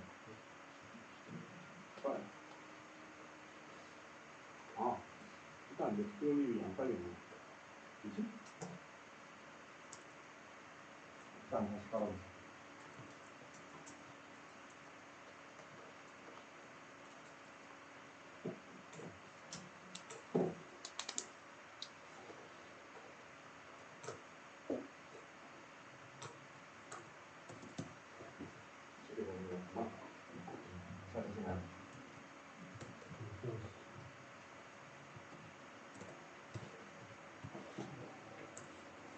어디까지 하고 있어?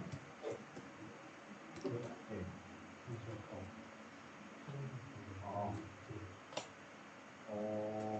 일단 이 코드 그 exercise.py랑 exercise.csv를 다운 받으셔서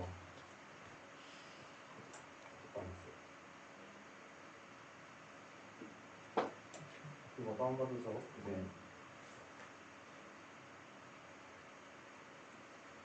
한 폴더에 넣어놓고 파이썬 파일을 실행을 시키시면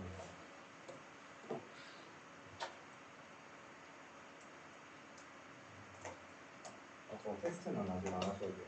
테스트는 나중에 하나 더 하려고 가져온 거긴 한데 아마 과제가 될 것 같고.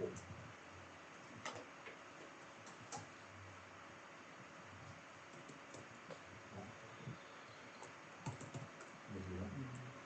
그 폴더 여기에서 그 VS 코드 있는 코드를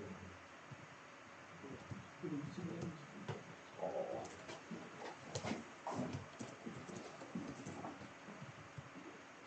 분명 한 끝까지 썼을 때 나온 불가하던데요. 라이브에서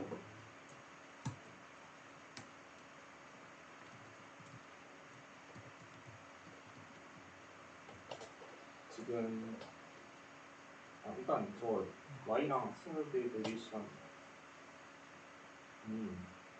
저 1부터 그 뒤로 쭉 하지 않아. 근데 파이썬이 일단 인덱스가 0부터 시작을 해서 그냥 첫 줄은 그거 알아서 Y로 바꾸면서 알려줘가지고 일단 그냥 A, I 저거만 있으면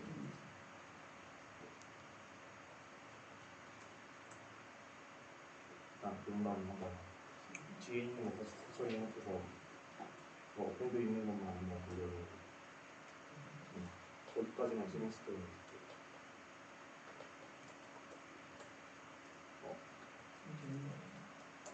그 빨간색으로 표시가 돼야 되는데 그 중간에 그 가운데 3개 있는 것들이 중간중간에 막 뜨는 게 있어요. 이런 식으로 하나씩 없으시면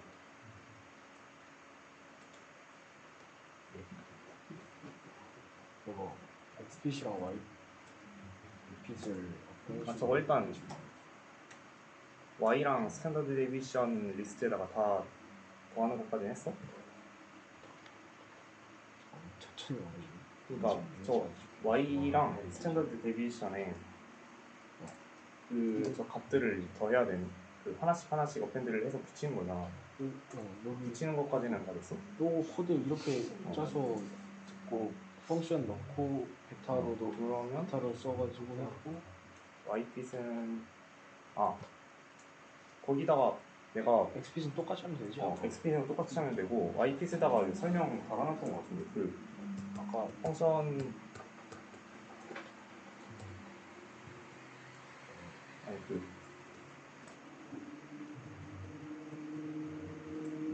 이분석 가방 초기값은 P는 이거 거기 내가 원래 XP를 안 써놨나? XP랑 Y핏이 없었나? 내가 이거 거기 뭐안 주네. 내가 맨 처음에 줬던 파일에 안 들어있으면 거기다가 뭔가 더 추가할 필요는 없어. 기본적으로 내가 주석 따르는 것만 채워놓으면 돼. 코드가 돌아가게 만들어놨어가지고.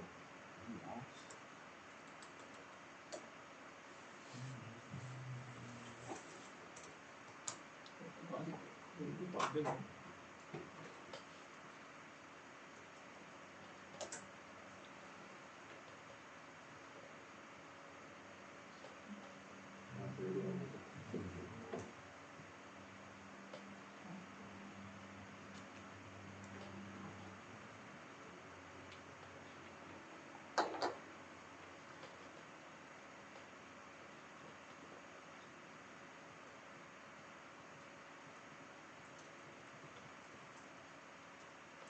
일단 VS 코드를 껐다 켜보는 게 어떨지.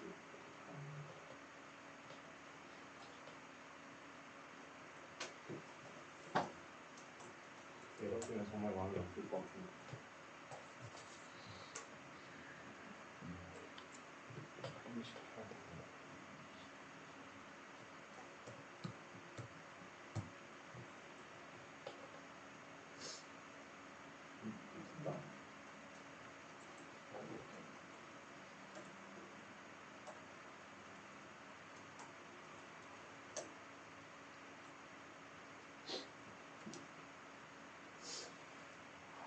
이거 보는 것까지는 있나요?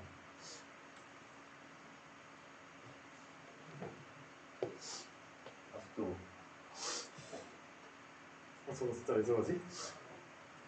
아무튼 지금 9시가 넘었으니까 다음 주에 이어서 해봅시다. 다들 수고하셨어요. 수고하셨습니다. IP 서버 안 넣어도 된다고? 아?